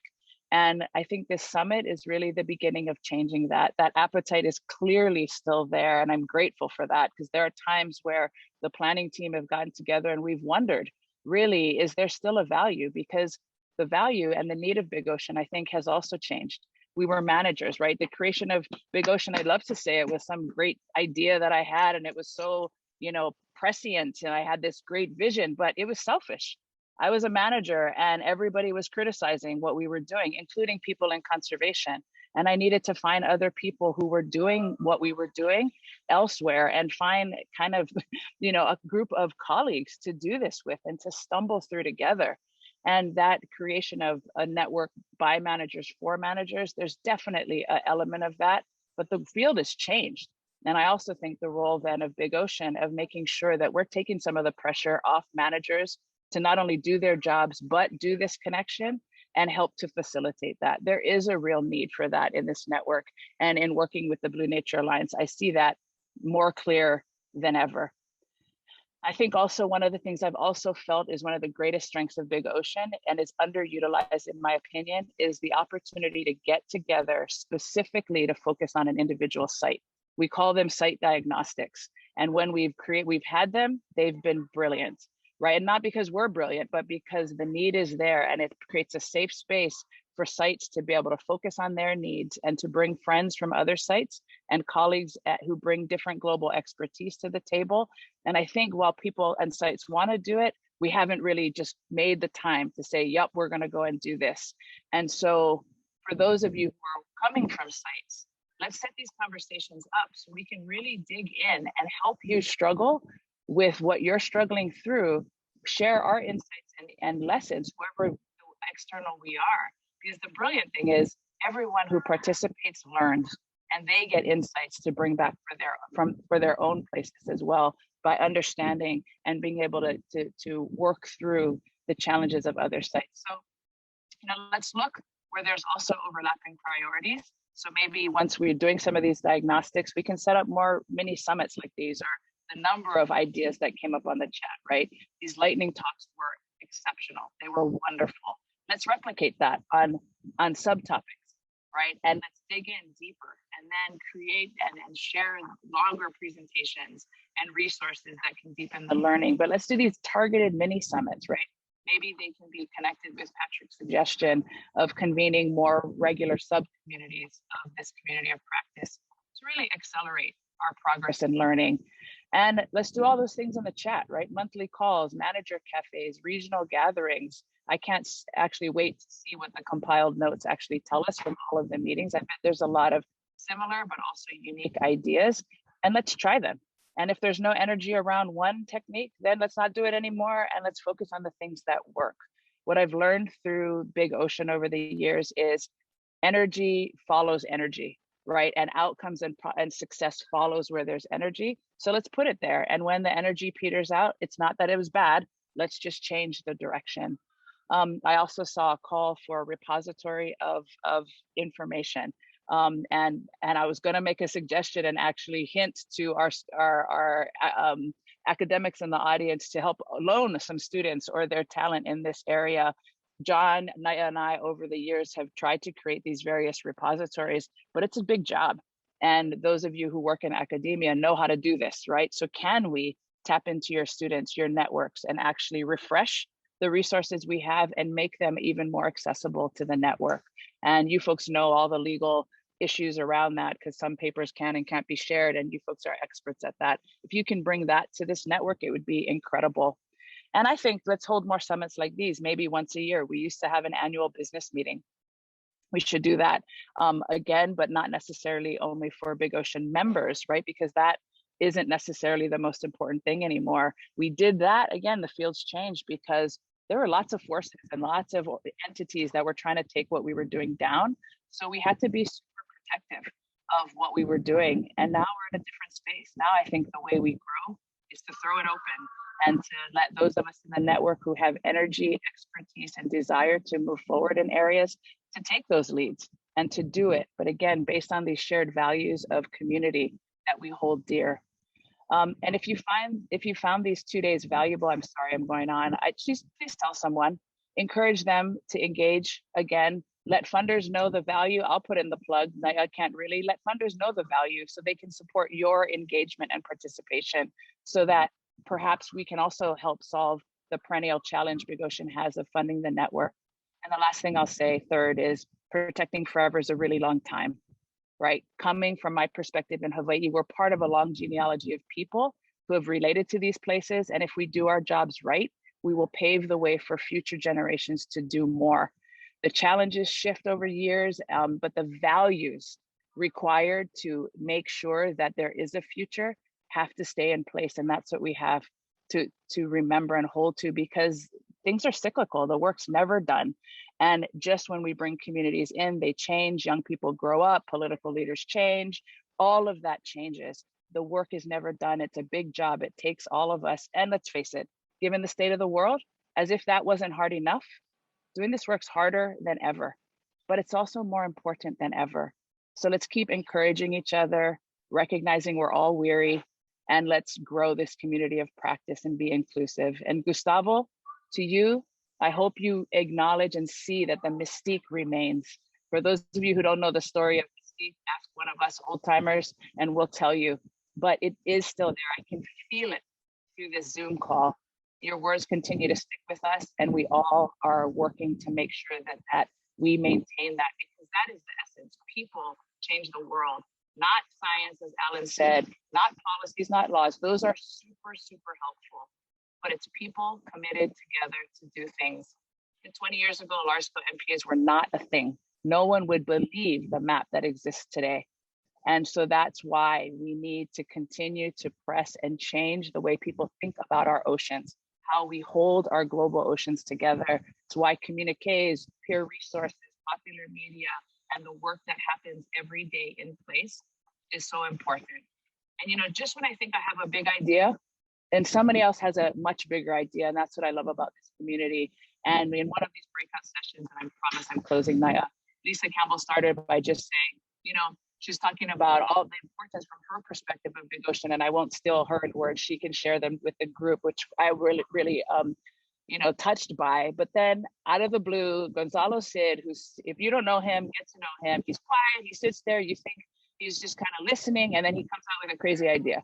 He's like, maybe we can work to lead something like a United Ocean Nations. to speak up and demonstrate the value of long-term conservation.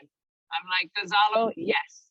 Not only do we have to think about these particular challenges of sites, but we need to see and really commit to what we can do more together. And that's why we need to get together. So again, mahalo for your time. Mahalo to everyone who made today, these 2 days happen. Thank you for giving me the last couple of words and letting 5 minutes long. My deepest aloha and gratitude to each of you. Aloha. Ke kawaloha wale mai la taha e. Ka mauna o kali ukuai. I ku aloha me ka mahalo. Aloha, aloha e. Ke kawaloha wale mai la taha e. Ka mauna o kali ukuai. I ku aloha me ka mahalo. Aloha, aloha